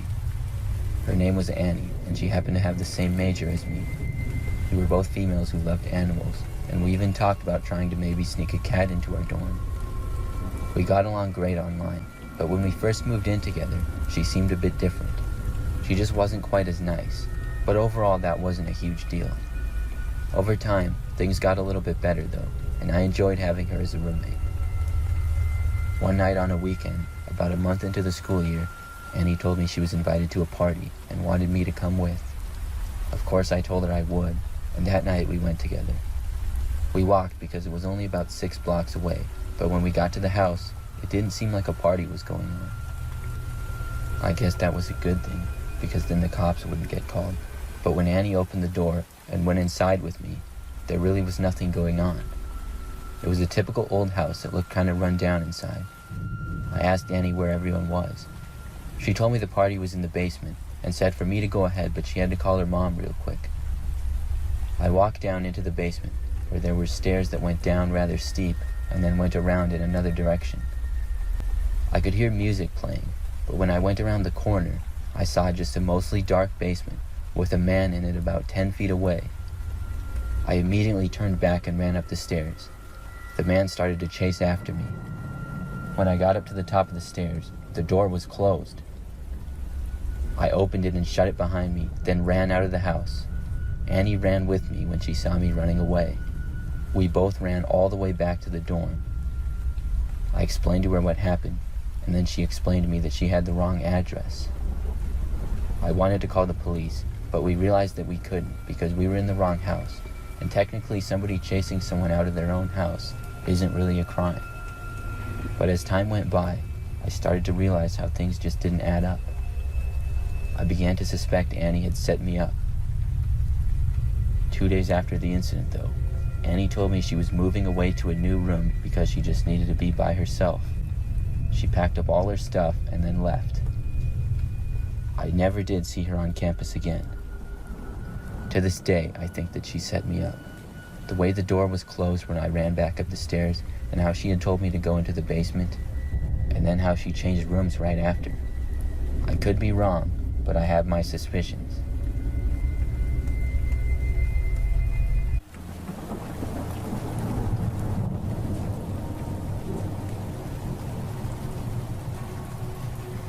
This happened back when I was a kid. I don't remember every detail that well, but I will tell you what I can. I believe I was 10 years old at this time. I lived with my parents and 2 siblings in a pretty average-sized house. In our neighborhood, there were lots of other houses. I would often go out into the front or backyard and hang out with my siblings. So one time, I know that I was in the front yard, but I was by myself. I was playing with this dodgeball that we had, and I was kicking it around. I kicked it one of the times, and I guess it went a little far and ended up going out into the street. Now, the street that we lived in was usually pretty quiet, and there were not regularly cars driving down.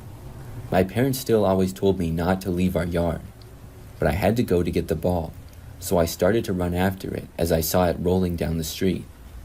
When I got out into the street, I was still a long ways from the ball. That's when I noticed a man standing on the side of the road near the sidewalk. He was a few houses down from mine, and he walked over and picked up the ball. There were a few cars parked on the side of the road as well. The man was standing like maybe he had gotten out of one. I went a little bit closer, and when the guy noticed me, he waved. I remember that I thought he would toss the ball back to me. I waved at him and held my hands out for the ball, but instead, he waved me over to him. Then, I walked the rest of the way towards the guy, and when I got to him, he asked me if it was my ball, and I said yes. The guy then unlocked the car parked near the side of the road that was by us. He then tried to get me to go inside of it, I don't remember exactly what he said, but I think he might have told me that he'd give the ball back if I went with him. I just know that while holding onto the ball, he got into the driver's seat and then opened up the back door. I knew better than to get inside of this guy's car though. I was still really confused. I wasn't really sure who this guy was and why he was here in the first place. After sitting in the driver's seat of the car and opening the back door, he then tossed the ball into the back seat. He motioned for me to go in, but instead, I just turned and ran back towards our house. I knew this guy was trouble. He did not chase after me, and when I got back into the front yard, I finally stopped. I watched this guy drive away in the opposite direction, not going by our house. Then I went inside. I found my mom and told her about it. She went outside, but the guy was gone. She ended up calling the police about it. Unfortunately, I couldn't give very good details. I didn't know the license plate or even exactly what kind of car it was. And to this day, I don't remember any details like that. The man got away with stealing my ball, but more importantly, he wasn't able to kidnap me. However, I remember a couple of years later, I think it was, when I was maybe 12 or 13, I was going on a walk through my neighborhood, and I happened to be one street over from mine. I rarely went to this street when I was a kid, but I know that when I was walking down the street, I happened to pass by this one house, and I saw this guy that was outside in the yard. When I saw him, I remembered the guy from a couple of years ago. I wasn't 100% sure, but I think it was the same guy. I never said anything or did anything because I really wasn't 100%, and I didn't want to accuse the guy. But I still think to this day that that was the same person.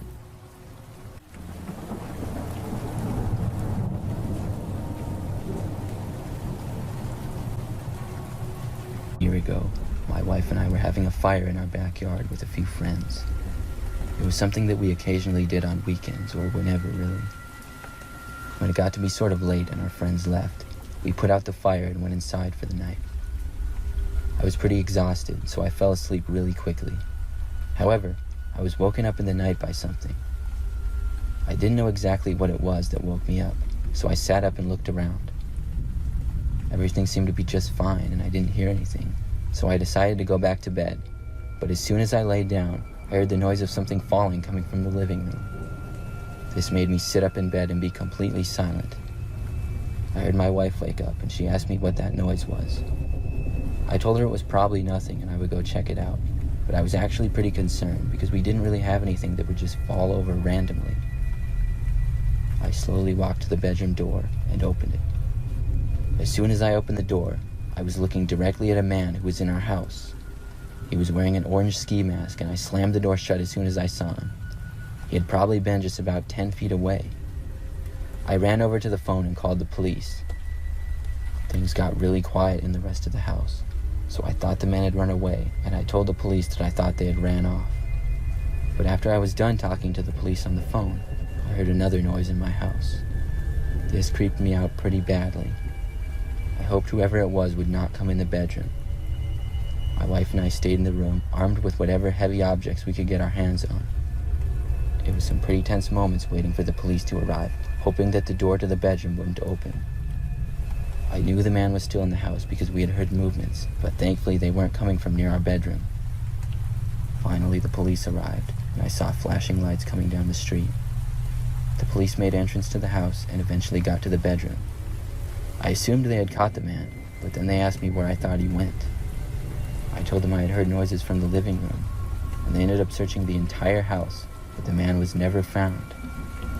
It turns out I had left the back door open from the fire we had had, and the man just walked right in.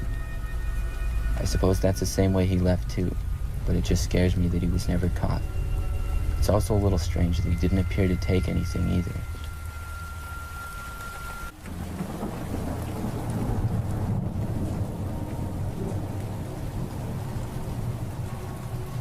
A couple of years ago, I worked at a GameStop during my summers home from college.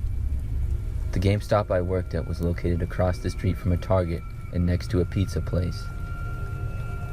It was overall a good experience for me. That is until one night. It was a Thursday night and I was working with one other person. Things were pretty typical.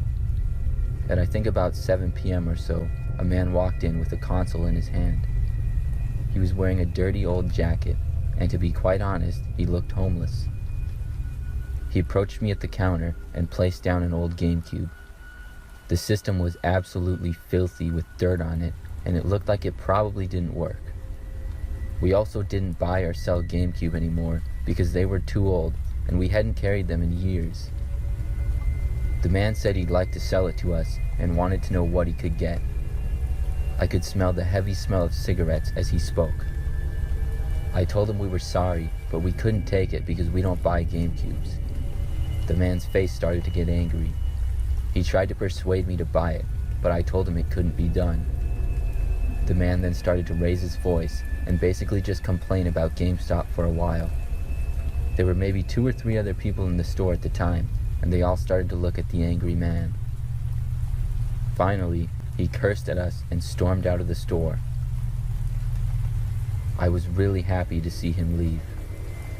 People would sometimes come in with items that we didn't buy, but none of them were as crazy as this situation. I worked the rest of my shift, and when closing time came, me and my coworker went to our cars and left. I got into my old Chevy Malibu I was driving at the time, and before I drove home, I looked on my phone to catch up on the text that had come in as I was working. Just then, in my side mirror, I saw a man emerge from the bush behind where I was parked. It was the same man that tried to sell me his GameCube. He was walking towards my driver's door at a fast pace. I barely had time to react before he reached the window. I quickly reached for the door lock and locked the door. He tried the handle immediately, but it was locked. I had just gotten it on time. I heard him shouting at me, and I decided I need to drive away as fast as I could. But in the next second, he swung his hand at my window, and I could see what appeared to be a rock in the man's hand. It hit the window, and the glass shattered everywhere. I could feel sharp pieces hitting me all over. I slammed my foot on the gas and drove out of there. It was the biggest adrenaline rush I had ever gotten, but it wasn't very enjoyable for me at all. I sped away and all the way home. Then I told my parents what had happened, and we called the police. The man was able to be located and caught, and my window was able to be replaced with insurance. However, that was my last summer working at GameStop.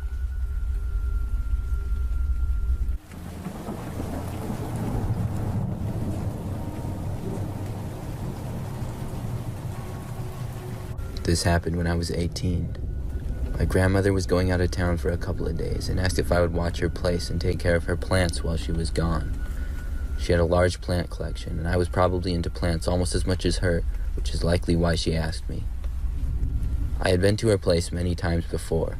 It was about 5 miles away from my house, but a little closer in the city.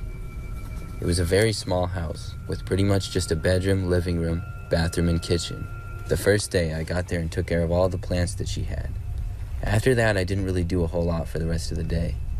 That night, though, as I was laying in bed and about to fall asleep, I just happened to look out the bedroom window. In the bedroom, the window was right there on top of the bed, basically, and you could see right outside. I saw a man walk right past me on the other side of the window, literally within a foot of my head. It really freaked me out, and I sat up in bed and looked out the window. Whoever this guy was, he didn't really seem to notice me at all and kept on walking towards the front of the house. I watched him, and he stopped in front of the living room window about 15 feet away from me. I ducked down, but he didn't even look in my direction. I couldn't tell much about the man because of how dark it was, other than that he was wearing a hood and had a backpack with him. I watched him reach into the backpack and then strike the living room window with something, and I heard glass breaking at that point. All I could think to do was get under the bed and hide. I crawled under and covered the side of the bed with a blanket. I heard the man walk around inside and go towards the kitchen. Once he was inside the house for about a minute, I knew hiding under the bed wasn't the best place, and I had the strong urge to leave. So without hesitating, I got out from under the bed and tried to open the bedroom window. I opened it very slowly and carefully, trying not to make a sound. I could hear the man still seemed to be in the kitchen at this point. I knew I'd have about 15 seconds if he decided to walk this way, so I started to hurry up. Finally, I was able to get it open, and I climbed out the window, and once I was outside, ran to my car that was parked in the driveway. I got inside as fast as I could and drove all the way back home. It wasn't until then when I told my parents everything, and then they called the police. I feel really dumb that I didn't call the police sooner, because when they arrived at the house, the man was completely gone. He had stolen a few things, but I don't believe he was ever caught.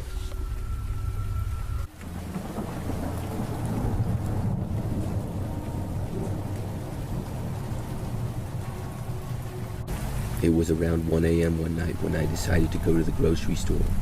I had just gotten off of a late night shift of work and wanted to go shopping now, since I knew I wouldn't feel like it later in the day after I woke up. The store I went to was open 24 hours, so I didn't think twice about heading out that late. Everything was normal at first. I was doing my usual thing, picking up the items I needed and trying to get in and out quickly. But after about 30 minutes of shopping, I started to feel like somebody was watching me. I tried to shake it off, telling myself I was just being paranoid, but it wasn't long before I noticed a guy who seemed to keep showing up in the same aisle that I was in. At first, it could have just been a coincidence, but after a while, it started to feel less like a coincidence and more like he was following me. I told myself to calm down and kept shopping. I didn't want to make a big deal out of something that could be nothing. When I finally made it to the checkout, I realized that I had left my wallet in the car. I was so annoyed with myself. I had to leave my basket at the counter and run back to my car to grab it. Since it was so late and the store wasn't busy, the cashier was nice enough to hold my stuff for me. When I got outside, I saw the same guy again. This time, he was standing right next to my car, looking down like he was searching for something on the ground.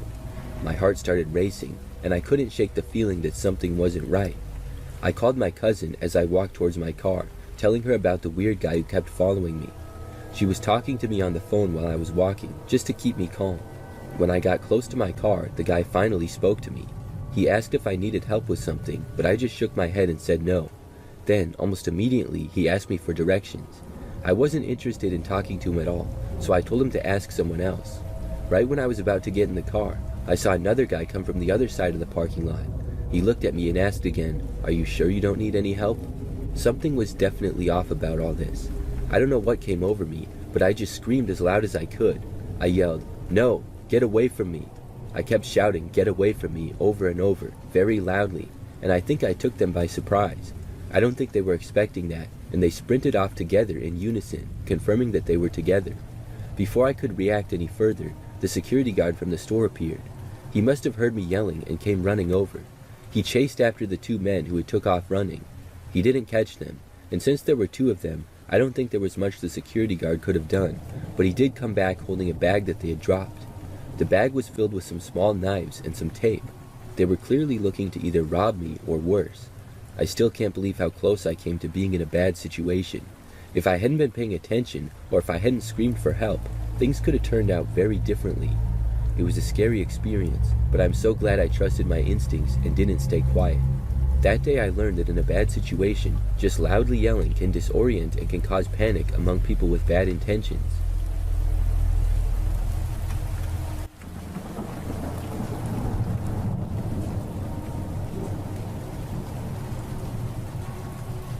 A few years ago, when I was in high school, I used to get home and play video games almost every day.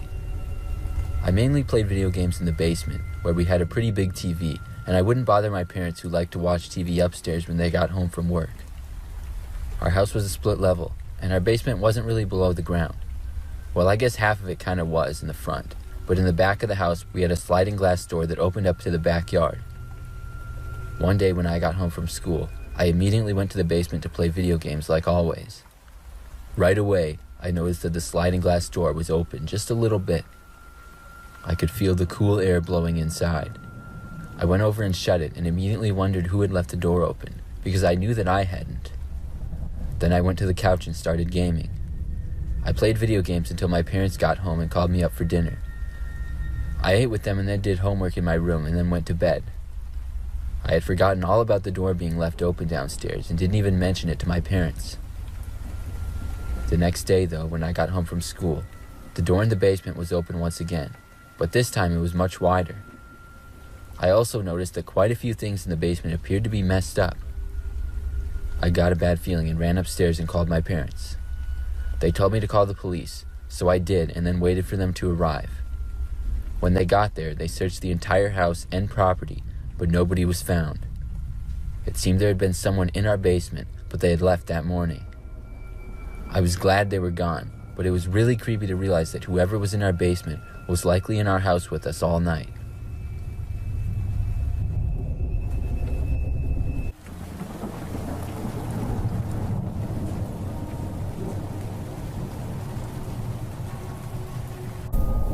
house and I live by myself in it. I've not lived there for really that long, maybe 6 months. This is something that happened just a few weeks ago now. So for some background, I've always considered the neighborhood to be very average. It's not like a wealthy area, but it's also not known to be a bad neighborhood. Most of the people that I've met have been really nice. Of course, I didn't meet all my neighbors, but just a few. In the entire 6 months or so that I've lived in my house, everything has been fine, except for one night. A couple of weeks ago, like I mentioned, something really strange happened. I was in my living room sitting on my couch late one night. I think it was about 11 p.m. All of a sudden, my doorbell rang like 3 or 4 times in a row. It was really surprising. I didn't know why somebody would be at my house this late. I got up from the couch and walked over to the door. When I got there, I looked out of the window and nobody was there. I even opened up the door and went out onto the front step. I looked around but didn't see anybody. So then I went back inside of my house. But just a minute later, there was a knock on the front door.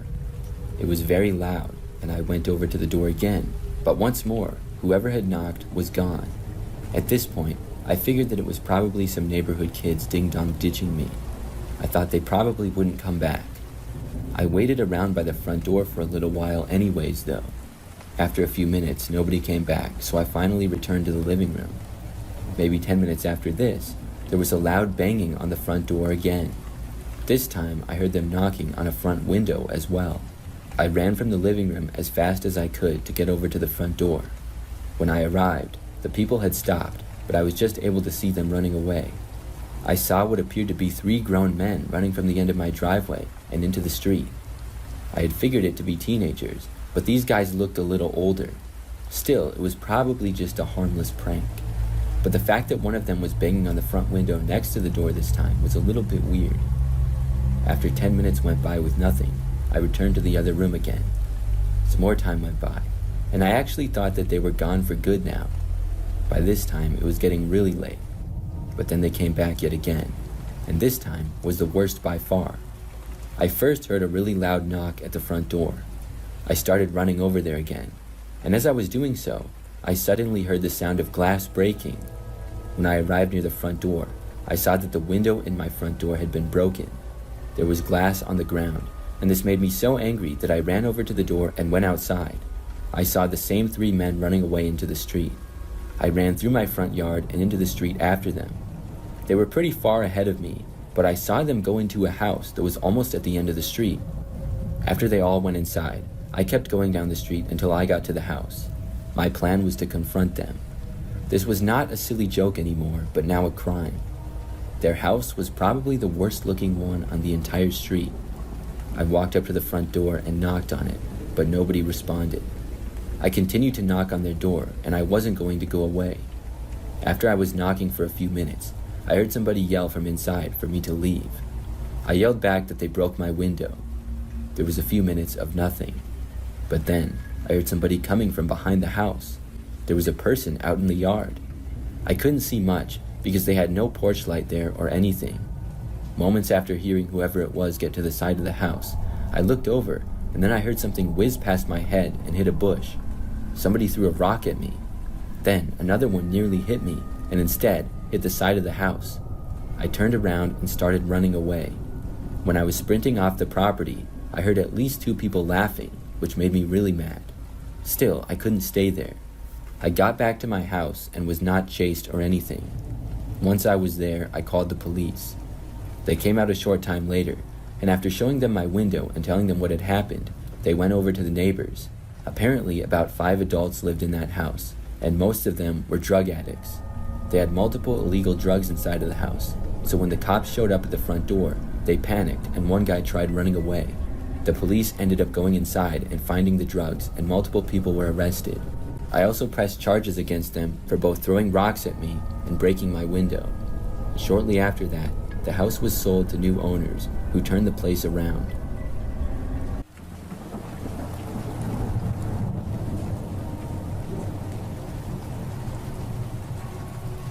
I've worked at the same grocery store for years now, and I'm used to the early morning shifts. I'm the first person there most days, opening the store up and getting everything ready before the rest of the staff arrives. It's usually quiet with no customers, just me and the sound of the freezer doors opening and closing as I prepped the aisles. It was a little after 4:30 a.m. when I arrived one morning. The parking lot was empty as usual, and I let myself into the back through the employee door. The first thing I did was disarm the alarm and get the lights on. I made my way to the office to start up the computer system and check the stock list for the day. But as I walked past the office hallway, I noticed something off.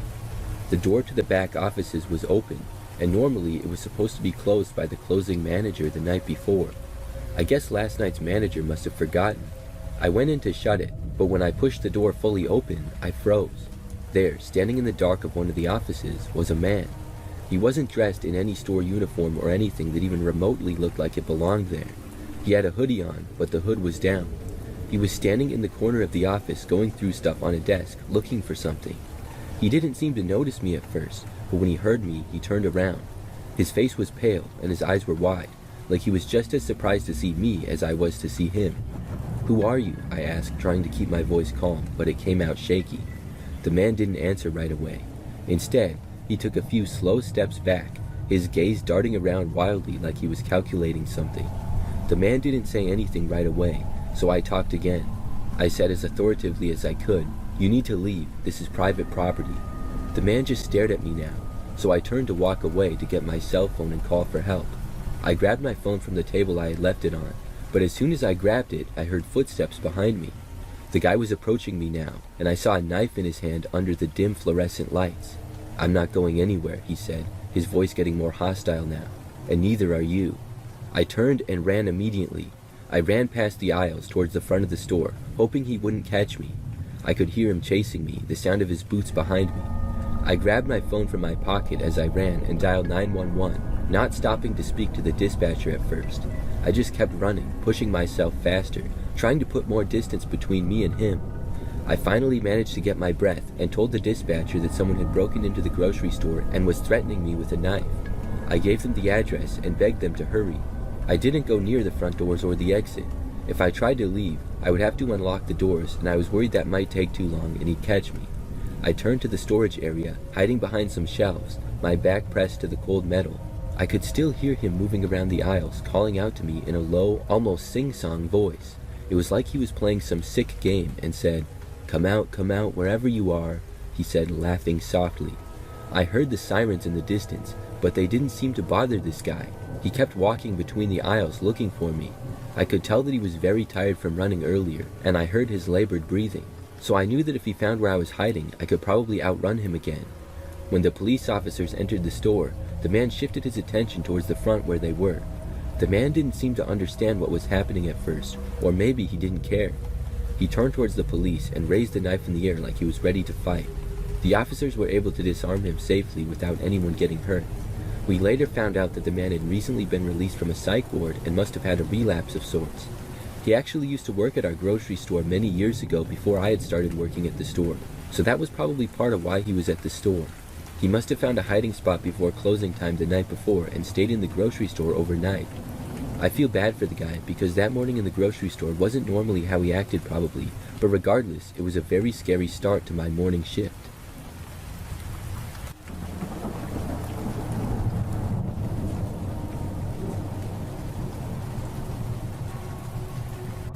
When I was a kid, we lived a little bit out in the country. I was 12 at the time of this story, and would often be out in the front yard or driveway. Our yard was big, and the driveway was long. I was always playing basketball or something like that. So one afternoon, I was towards the end of the driveway where our hoop was, and I was practicing. Now, out of nowhere, I remember hearing this music playing in the distance. I didn't even know what it was at first. Then I looked and saw this ice cream truck coming from around the corner. And this truck looked really old and beat up.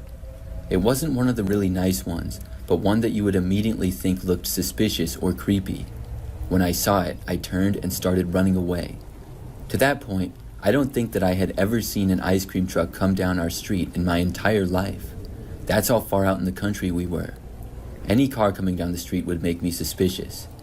I knew as I was running away that it was likely nothing bad, but for some reason I just felt the need to run. So it took me a little while to get up our long driveway, and by the time I got back in front of the house, I stopped to watch the truck. I expected to see it pass by our house, and I was curious why an ice cream truck was even on our street. Except, I noticed that when the truck got in front of our driveway, it just stopped. Now, at this point, I was standing near this large tree, about 10 feet away from our house, and I was watching. I then moved behind the tree and continued to watch. The ice cream truck had stopped right in front of our driveway, blocking it entirely. I was confused as to why it had stopped and who was driving it. I waited there and kept watching. About 2 or 3 minutes went by. I felt like I was in a standoff with the truck. The driver had to have seen me running up the driveway as it approached. Then, finally, I saw the truck start to back up. I felt relieved for a second and thought that it was leaving, but I was still a little bit confused as to why it was backing up and not just driving forward. That's when the truck started to turn, and after it did, the truck went forward and started entering our driveway. When I saw the truck coming up the driveway, I ran for the house. I got inside as fast as I could and then locked the door behind me. I ran around trying to find my parents. When I finally did, I told them what was happening. We went to a front window and looked out, but by then, the truck was completely gone. I didn't know what happened to it, but I guessed that the guy finally drove away. After that, I never saw the ice cream truck again. In fact, after that occurred, I don't think that I ever saw any kind of ice cream truck on our street. So that's the only time I'm aware of an ice cream truck of any kind ever coming down our street, and it was one of the most strangest and suspicious things that I've ever seen as well. It still creeps me out when I think about it to this day. I don't know who was driving that truck or why they even went down our street. Why would they stop in front of the driveway and then start driving into it? It was very strange.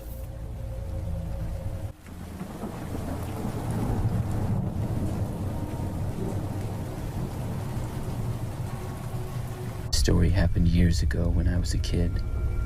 I think I was about 10 years old or so. I remember that my parents took me to this really big park that was sort of near our house. We lived kind of by the city, so the parks were always really crowded. It was a weekend, so the park was especially busy. I think there was some kind of event going on because there was people everywhere. I remember noticing a clown almost immediately and the clown waving at me. I was kind of creeped out by clowns, so I sort of waved and then walked away. Me and my parents walked towards another area of the park where there was a bunch of stuff going on, such as games and even a live band in one area. We played a few games and walked around. There was some food and things like that. It was overall a fun time, and eventually we left to go to the grocery store. After we were done shopping, we were walking back to our car when I noticed there was a van parked a few spaces away from us. And just for a second, I looked over and thought I saw the clown in the driver's seat duck down. It was a little odd to see a clown driving a van. But like I said before, I wasn't much of a fan of clowns, so I just put it out of my head, and me and my parents went home. Later that night at home after dinner, I went outside to play around with my basketball hoop in the driveway like I often did. But when I got outside, I saw a van across the street parked on the side of the road, and once again the clown was driving. He ducked down again when I saw him, but this time he raised his head back up slowly and smiled at me. Then he began to wave. I ran back inside the house as fast as I could and told my parents, but by the time they made it outside, we all saw the van driving away down the street. He never did come back after that, thankfully, but I get creeped out thinking back on that every time.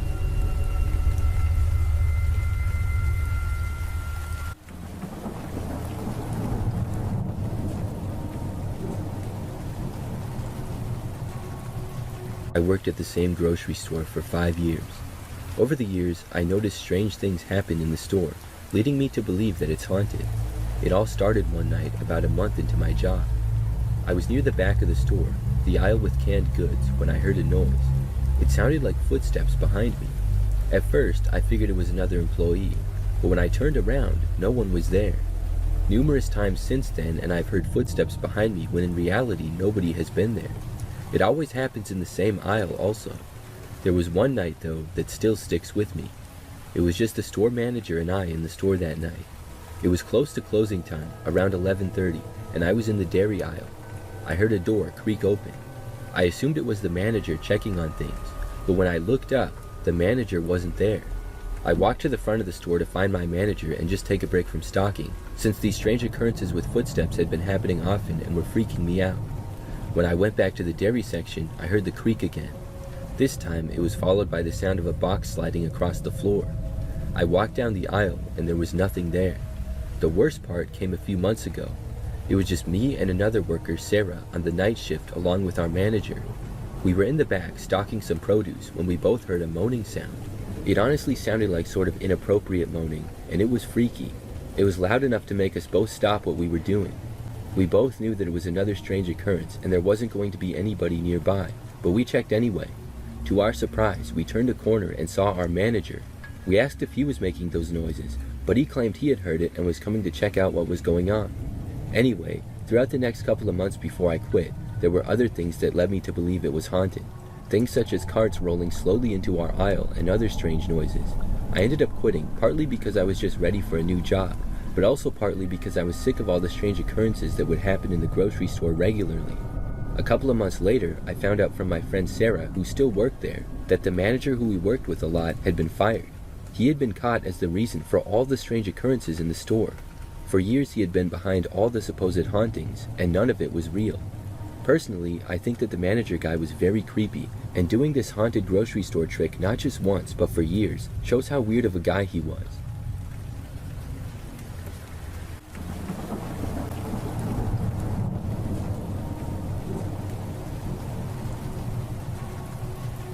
When I was a little kid, I used to love to go to GameStop. I would always beg my parents to take me there because video games were my favorite thing. Luckily for me, there was a mall nearby our house where my mom would always shop, and when she went to her stores, I would be inside GameStop playing the demo games and looking at stuff. One day, just like any other, my mom had to go shopping, and I told her I would be at GameStop. I went inside and saw that it was very busy. All of the demo games were being played, and people were crowded around everywhere.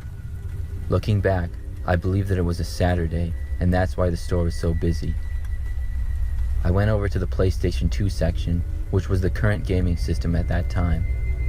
I also had one. I started looking through the games when I got a tap on my shoulder. It was a man that worked at the GameStop. He asked me if I needed any help with anything. I told him no, I was just looking at the PS2 games. The man told me there was a new video game store in the mall where the games were cheaper, and he asked me if I wanted to see it. I told him sure, and the man told me to follow him, and we exited the store. We walked into the hallway of the mall and then walked for a couple of minutes. Then I noticed my mom walking out of a store about 20 feet away. As soon as I saw her though, the man quickly turned around and walked to the opposite direction. I turned to follow him, but he was already so far away that I decided to go to my mom instead. When I got to her, she asked me what I was doing and why I left GameStop.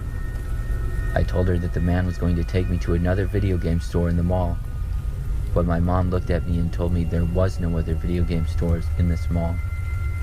That's when I got a really creepy feeling that the man was possibly trying to abduct me. We went back to GameStop, and as it turns out, the man didn't even work there.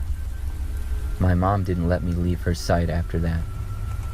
But the creepiest part of that to me is the fact that the man seemed to know who my mom was before I waved at her or anything, as if he had been watching me earlier and knew I was away from her when I was at GameStop.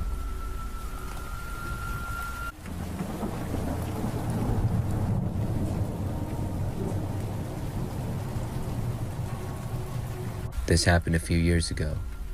My friend Jeremy had just moved into a new house that he was going to be temporarily living in for a few months. It wasn't all that far from me, which I was excited about, but he told me just after about a week of living there that he couldn't take it anymore and he wanted to move out. He said the house was really creeping him out and weird things kept happening. I wasn't really buying it, and he told me I should just stay in the house for myself. I agreed, so we decided to swap places for a few days. I was really skeptical of whatever Jeremy was afraid of and figured he just had mice or something like that. I got to his house and saw that it was pretty old looking and not in the greatest of shape. Jeremy showed me around a little bit and then left.